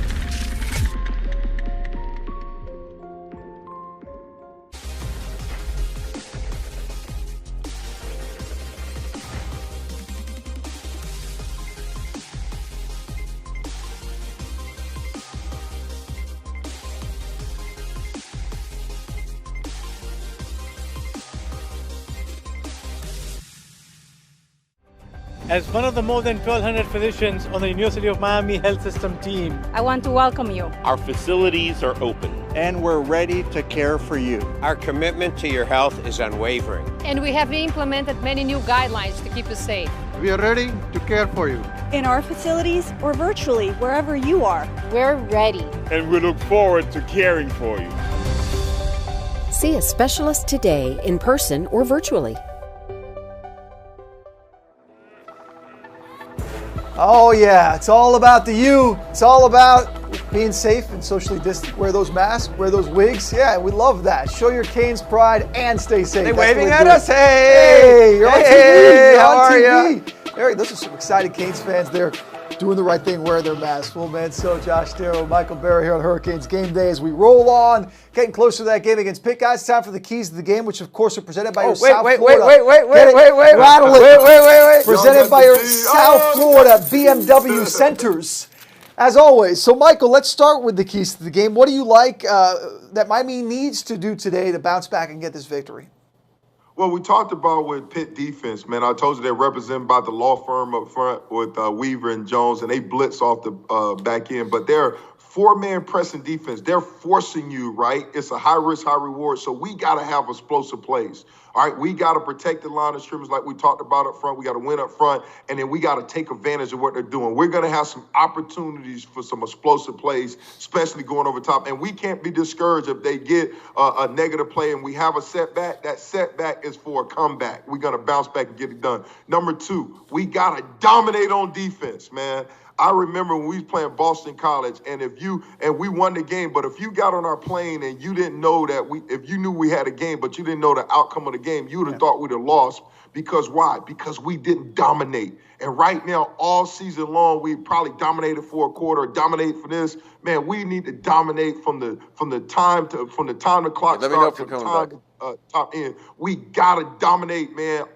We gotta dominate. We gotta get takeaways, and then the last key. All right, and I kind of gave you away. We got to win the field of position. All right, it's going to be a defensive battle for a majority part of this game. This is a great defense that we're facing. All right, with special team kid, our rain man, our punter, Lou Head, he got to punch holes and kick holes in the sky and make it rain. We got to flip the field. We got to get field position because right now, because their quarterback is out, field position, we got to play with the short field to have something going. And then we got to create takeaways, man. We got to protect the ball on offense, and we got to take the ball on defense. We got to win that turnover battle, man. We got to pull out that chain, and we got to be ready to go. And if we do these things, man, we should come out with another W, man. Well, by the way, I'm going to preview our item of the game. It's not officially time yet for item of the game, but that's what we got to see a lot of, right, Michael? Nice. We got to pull. I like it. You got to pull. I got to get one of those. Rick Ramber, he sent me some masks, man. Y'all can give me a shirt, man. I got to outdate it. You got to toss it over. Toss it over. That's the way it works. Hey, Mike, I'll trade you my shirt for that suit. You send me that suit, you can have my shirt. I'm going to take that virtual background paper off there and make you a suit, man. That's real. Look at that. Listen, one thing I've also learned about 4 or 5 weeks into this show, our budget's going up, man. We got our budgets growing. We got reels. This is good stuff right here. Those are Michael's keys to the game. By the way, if you're just joining us, we've got a couple injury reports that we wanted to bring you that are official, and we talked about it earlier, and Josh highlighted an enemy intel. Pitt's quarterback today, Kenny Pickett, is out. That's a significant loss for them, a guy who's been a starter for a few years. He's got an ankle injury, will not go. Guys, for the Canes, and we could certainly, it's a big loss. It's not having Brevin Jordan. That's a key. Michael, you talked about offensive impact, but Brevin is out today. The shoulder injury suffered against Clemson. He does so much offensively, and he's so much of what Miami wants to do offensively. No doubt, and you mentioned it, man. It's going to put more pressure now on the receivers that we talked about. And then also one thing I saw in the last game versus Clemson, right? It only was one play of it, right? They had 20 personnel. What that means, they had 3 receivers, right, and 2 running backs in the backfield, all right? They had Jalen Knight, and they had, I think, Chaney was back in the backfield. And also, right, that's another opportunity to get our playmakers on the field. And you see what Coach LL, man, ladies love, Cool J, Canes fans still love Coach Lashley, man. He's doing a great job of finding the matchups, and I could see us putting more playmakers on the field, getting Will Mallory more involved in the passing game, getting our running backs more involved, line them up at receivers, like set something up, help them out. So I think definitely with Brevin being out, that definitely hurt because he's a big part of our offense. But I think this is an opportunity for our other guys to step up and get it done, man. And Josh, another guy certainly in Mallory just referenced, I think sometimes we lose sight of the fact, and we certainly talked about it earlier in the season, Miami having two of the best tight ends in the country. This is the advantage you have in having two of the best tight ends, that if one goes down, and hopefully it doesn't keep Brevin out for long, Will Mallory's a very good tight end who's got a chance to make some plays today. Well, I love Will Mallory. He had a fantastic camp, okay? You talk to the coaches. He had a great camp. I think he's gotten much better at run blocking. He's put his work in the weight room under Coach Feely. He's become a much better run blocker. But the thing we have seen from him at times, and maybe we'll see it more today as he will potentially be targeted more with no Brevin Jordan, is he's a huge target. He's 6'5". He's got good hands, but he's deceivingly athletic. He's a long strider that can make somebody miss and get those legs, turning one over the other, and can make plays down the field. I think the other thing you'll see in kind of the macro big picture of UM is, as we talk about where we are as a program, is that, there are two other tight ends behind Will Mallory, right? So your roster has to look a certain way, right? It's not always, we talked before about elite players, but you have to have elite players, but you also have to have balance. Like a brick wall, you can't have any bricks missing. And I think part of Miami and where they are is they still have to fill in some bricks. At the tight end position, not so much. But we saw it a week ago, right? When Amari went out and Gervin was out, there were bricks missing, right? Juniors, sophomores had to go right to Brian Balaam. That's not fair to him either. So, but as you said, when you recruit the way you do, right? When you assemble a roster, it should look like the tight end room or the running back room or the defensive line room, so that if Brevin can't play, you have a guy like Will Mallory. And I'm a huge fan of Will Mallory. I said it before. I don't think we've seen the best of Will Mallory. I think Miami's got a highly talented, multi-purpose, really almost bona fide prototype NFL tight end in a guy like Will Mallory. I think both guys will be playing on Sundays in the near future, but unfortunately only one will be playing today. That is Will Mallory, as Brevin Jordan is out. We are far from out. We're still getting you ready here on Hurricanes Game Day. Guys, I mentioned earlier, Tail of the Tape, my favorite segment, but I think we could all agree maybe the most entertaining segment is when we bring back some old friends from the U, and we have got it coming up. Rings Your Chains, a special guest repping the U coming your way right after this on Hurricanes Game Day. As one of the more than 1,200 physicians on the University of Miami Health System team, I want to welcome you. Our facilities are open. And we're ready to care for you. Our commitment to your health is unwavering. And we have implemented many new guidelines to keep you safe. We are ready to care for you. In our facilities or virtually, wherever you are. We're ready. And we look forward to caring for you. See a specialist today, in person or virtually.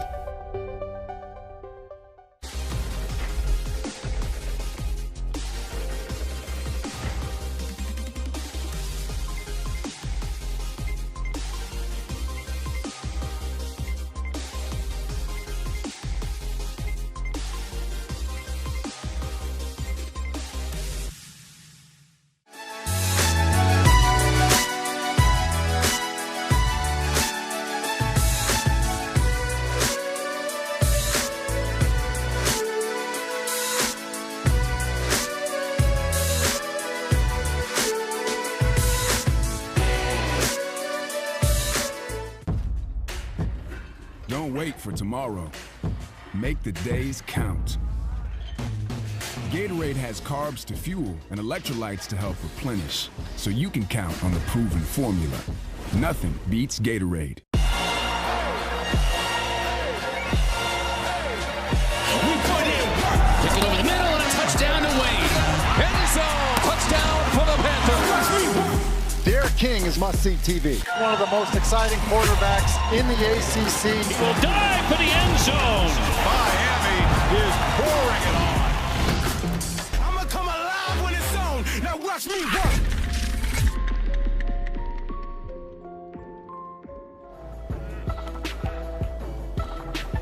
Welcome back to Hurricanes Game Day. That's how we're feeling right now. We're jumping for joy, getting ready for Hurricanes football here, as Derek King and the Canes are doing. Yeah, all the young QBs as well.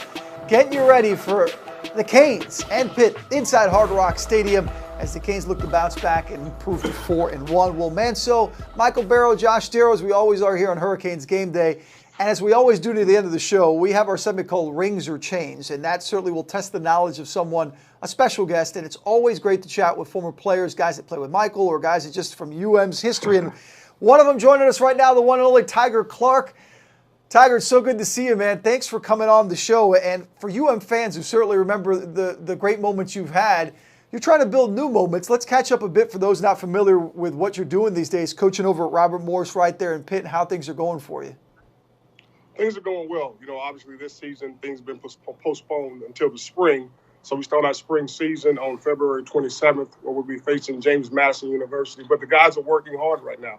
They're doing a lot of good things. We're getting it done on the field right now, practicing and also lifting weights with the strength and conditioning guys, trying to get some things straight, and also trying to hold each other accountable in the classroom.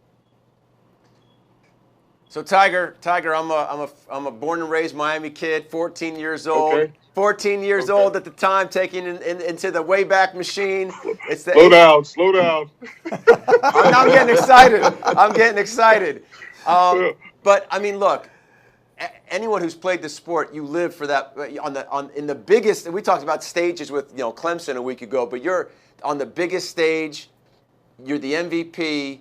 But you get tapped for that, right? George Myra couldn't play. I want you to walk me through just sort of how you get told, when you get told, your mindset leading in, and just that memory that you get to have in your heart forever. That, especially when you're a Miami Hurricanes fan, right?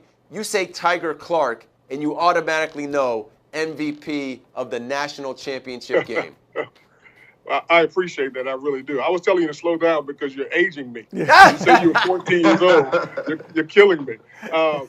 The great thing about that game, I'll be honest with you, all year long we had practice and prepared. There's a sign at the University of Miami when I was there. It said preparation plus opportunity equals success. And I instilled that in my heart and my mind every day when I read it. And I got the call on Christmas Eve, actually. Coach Wanstead gave me a call on Christmas Eve. He said, Coach, this is what he said, Bernard, some things have happened, Tiger, and we're going to have to put you in the game. Are you ready? And absolutely, I was ready. But the thing I was ready for, I wasn't ready to prove anything to anybody else. I was just ready that my teammates would put me in that position to do the best that I can do. And, fortunately, by the grace of God, I was able to make MVP. Hey, Tiger, man, that's well said. What's up, big bro, man? How you doing? Thanks for coming on, man. Hey, let's just segue in there. You talk about preparation plus opportunity equals success. As you, right now, being a head coach and for the challenge of preparing them to have the success, right? Talk to us about that, the steps it takes of preparing a team to be successful, the type of success, obviously, at University of Miami that we're trying to get back to. Tell us a little bit about that, how you properly prepare for that so you could take advantage of those opportunities. What's some key ingredients? Well, I tell everyone, the great thing about football doesn't build character, it reveals character. That's what I tell guys all the time. And what we're trying to do and instill in our guys, we're using football as a tool to help create better men, better husbands, and better fathers. That's something that we live by. So the most important thing in building a good football team is making sure that you build their character, making sure you build a culture with a lot of character around your guys. The things that we look for, 70% of our guys, we're doing a 70-30 rule. We're recruiting guys. 70% of our guys come from a great home, captains of a team, play other sports. Everyone in the school likes them. And the other 30%, one of those things are missing. But that's what we're trying to put together. When you're trying to build that culture, that winning culture, that's what you're looking for. You're looking for guys that have been on winning programs. You're looking for guys that have been on winning coaches. You're looking for guys that when the coach talks about them, they talk about how good of a person they are, how they're dedicated to their sport. Those are the things you're looking for. And obviously you're looking for grades. Most of our guys that we have, the thing we're most proud about at Robert Morris University, over the past year, our guys maintain a 3.0 GPA. So when you're building a team, you're looking for character, you're looking for coaching, you're looking for great players, don't get me wrong. But what it boils down to, what a guy does some of the time is what he does all the time. That's what we tell our guys. I told the guys the other day, if you work hard at your job, you can make a living. If you work hard on yourself, you can make a fortune. So we're trying to build character, we're trying to build a culture, and that's what helps you win football games. And that's what Coach Johnson taught us when we were at the University of Miami. Coach Johnson always told us it wasn't about the coaches. It was about them as a team, and it was about us as a team, and we took that ownership of that. That's what I try to get my guys to understand, that hold yourself accountable. hold your teammates accountable. And that's what makes you a good football team. We held each other accountable. I tell people all the time, the great thing about the University of Miami is, and I think what they're missing right now is they're not reloading. See, we used to recruit, but we also reloaded. I tell people this. I don't know a lot of people know this. I was the middle linebacker when I was there. When I left, it was Mike Barrow. After Mike Barrow, it was Nate Webster. After Nate Webster, it was Ray Lewis. After Ray Lewis, it was Dan Morgan. And so on and so on. I can keep going on and on. But that's how we reloaded. That's what I tell guys. You have to reload, not just. And you can see why those young men at Robert Morris love to play for you with that kind of attitude. That is for sure. So, all right. So with that in mind, Tiger, with the University of Miami in mind today, we're going to get to our segment called Rings or Chains. It's as simple as it gets. It's the touchdown rings or the turnover chains. So it's offense, defense. Topic one. It's easy. Topic one. Cam Harris, talented running back for Miami. Does he get 100+ yards today, or does the defense create 2+ turnovers? Rings or chains? What do you got? I'm going with the defense. I'm always a defensive guy. Baby. If we can create turnovers, and we can definitely create turnovers, I think we can win the football game. Turnovers are always the key. That's the thing that's extremely important. That's what helped us turn out our team around here, Robert Morris University. The turnover ratio is so important, so there's no doubt we're going to get 2 turnovers. I'm never surprised. I don't even know why we ask defensive guys whether they're always going to go with the turnover chain. So let's turn it over to question 2, and that's D'Eriq King, who's been such a good quarterback for Miami. Obviously, he's been putting up numbers, and he said it's a bounce-back game for him. He didn't feel he played well against Clemson. So what do you think happens? That D'Eriq gets 3+ touchdowns today, or, again, throwing it to the defense, that the defense creates a touchdown of their own, that they get their own touchdown. So D'Eriq 3 TDs, or the touchdown one at least scored by the defense. Well, in order for us to win, he gets 3 TDs, so let's go with Yeah! Woo! Let's go with D'Eriq and hope he gets those touchdowns. Touchdown rings. I love that. That's a true sign of a true coach. Like Michael knows that you're a coach. You got to represent each side, and you got each side there. No. There's all right. Well, you guys know that. I tell people all the time, offense wins game, defense wins championships, and that's what it boils down to. Yeah, listen, we hope that you get a lot of winning at Robert Morris because you're Canes family, and when you're family, you hope for the best. So we are fans of Robert Morris University and your football program. So when you get back to work, I know you're working now, but back to games in the spring, we will certainly be watching and rooting for you. Appreciate the time, Tiger. Thanks, guys. Tiger. It's all about the U. All about the U. Canes for life. Take care, guys. You got it. Tiger Clark, the head coach at Robert Morris University, and of course the Canes great. When we come back, more Hurricanes Game Day right after this.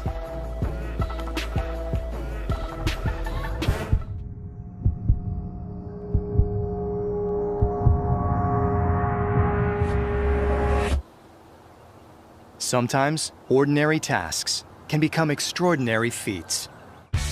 The Joint Chiropractic helps to keep you moving through everyday life and beyond. Visit today and receive your initial consultation, exam, and adjustment for just $29. The Joint Chiropractic.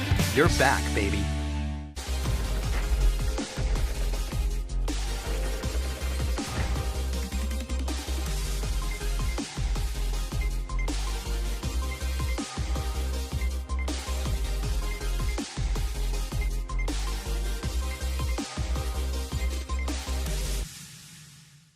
This year, the game plan is different. Hard Rock Stadium won't have all 65,000 of you bringing each game to life. But that can't stop you from making your presence as a Canes fan known. The Miami Hurricanes team store has everything you need for football in 2020. Find Canes apparel to wear for men, women, and kids. Represent the U wherever you are this football season. Shop now at shopmiamihurricanes.com. But he's chased again and fires and throws an interception. And we're going to see the first appearance in 2020 of the turnover chain. To where number 25 picked up. That's Shaq Quarterman. Excellent job by the junior linebacker. Canes only rush 3. Throw high. There's the pick. Jaquan Johnson will be the first wearer of the turnover chain tonight. And a downfield throw, and it's intercepted. And that is Bubba Bolden. You know, when someone gets the turnover chain, you know, it's just a rush of energy you get. That's the best way I know how to explain it. Amari Carter picked it up. Paul fumbled it. Carter picked it up. That's an energy boost for everyone. Everyone in the stands, everyone on the field, special teams, offense, coaches. Yeah, that's just an energy boost. Retreating and dropped all the way back to the 40 is Travis. And the ball's out. A turnover for Florida State. A disastrous play. When the defense makes a big stop and then they make plays out there, I mean, it does nothing but fire the offense up. We got to go out there and capitalize on their plays too. So, I mean, it all works together. I know definitely it makes people want to work harder to get in that end zone or create a turnover. So, it makes you play faster, play harder. He comes with a rush. Popped up in the air and on the carry, it may have been intercepted. We need the momentum. Defense make a play to get a turnover, get the turnover chain. And that just instantly grabbed the momentum. They bring pressure, it's picked up, ball batted in the air, and it's intercepted in the end zone by Al Blades Jr. You know, 3 years of playing, going into the fourth, it's always just a rush of energy. It's never a thing where, you know, someone feels, you know, bad that it wasn't them. You know, everyone is just happy for that person, happy to, you know, see the chain come out. What Coach Diaz, what he's installed this year is you have to share it with somebody. It's not just one guy. There's Cunningham again, tries to stay alive, is running backwards, lost the football, and the turnover chain will come out for the third time tonight. The fans go crazy. It's good for the fans, but it's good for the team. I mean, you're rewarding the guys for making a heck of a play like that. It all goes into, you know, that momentum booster that I mentioned earlier. It gets everything rolling. And that's the third turnover of the day, and Miami's in business. It caused havoc across college football and even to the high school levels. It just causes a spark. It causes an electricity in the stadium we're at, no matter where we're at.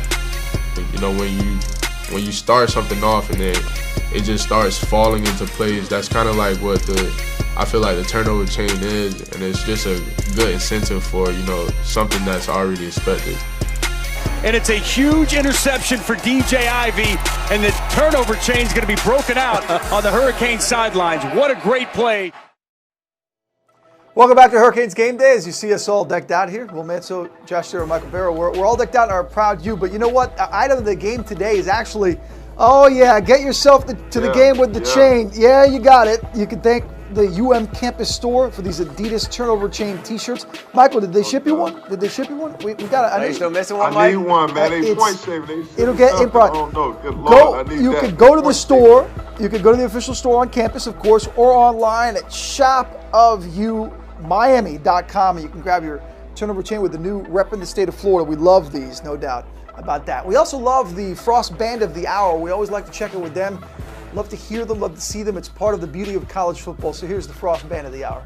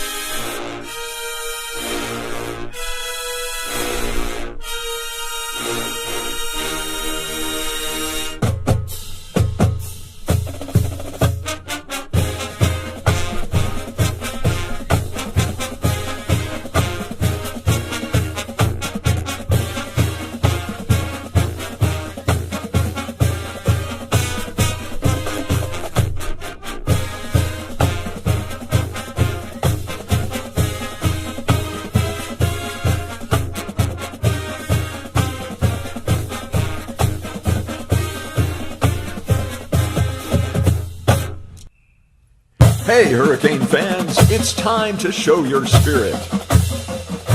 Give me an M. Give me an I. Give me an A. Give me an M. Give me an I. What's that spell? Who's gonna win?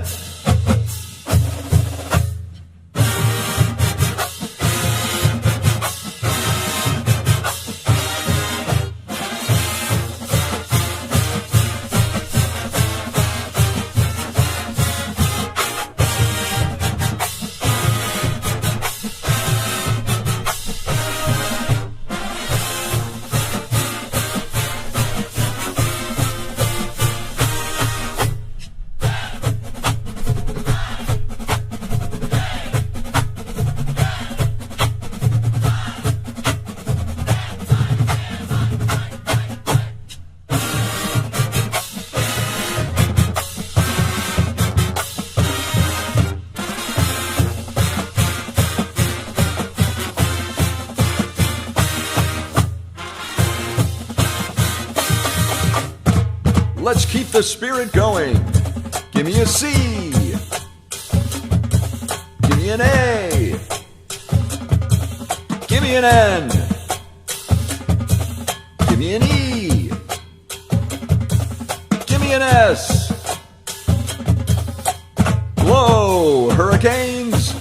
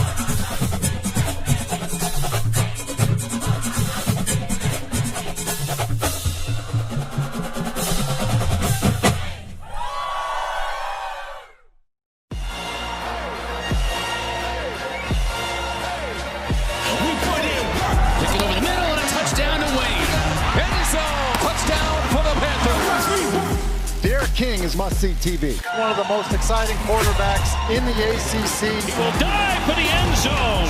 Miami is pouring it on. I'm gonna come alive when it's on. Now watch me work.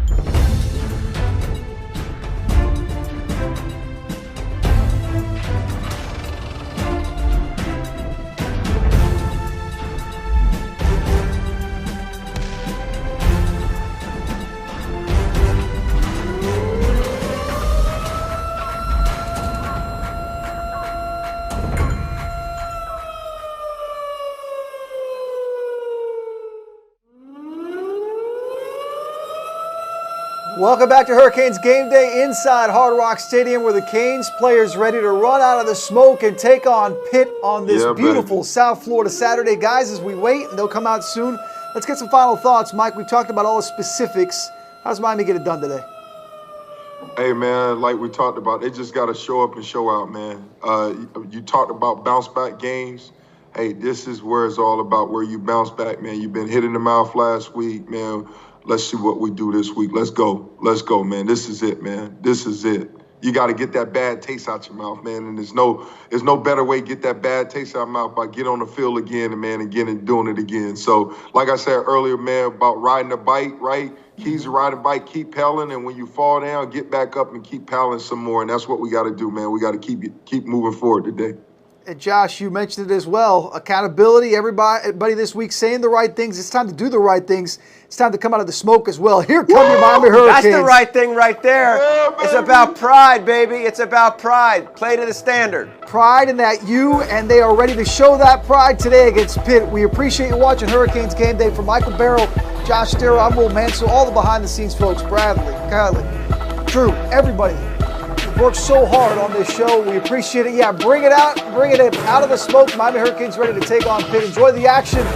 We'll talk next time here on Hurricanes Game Day.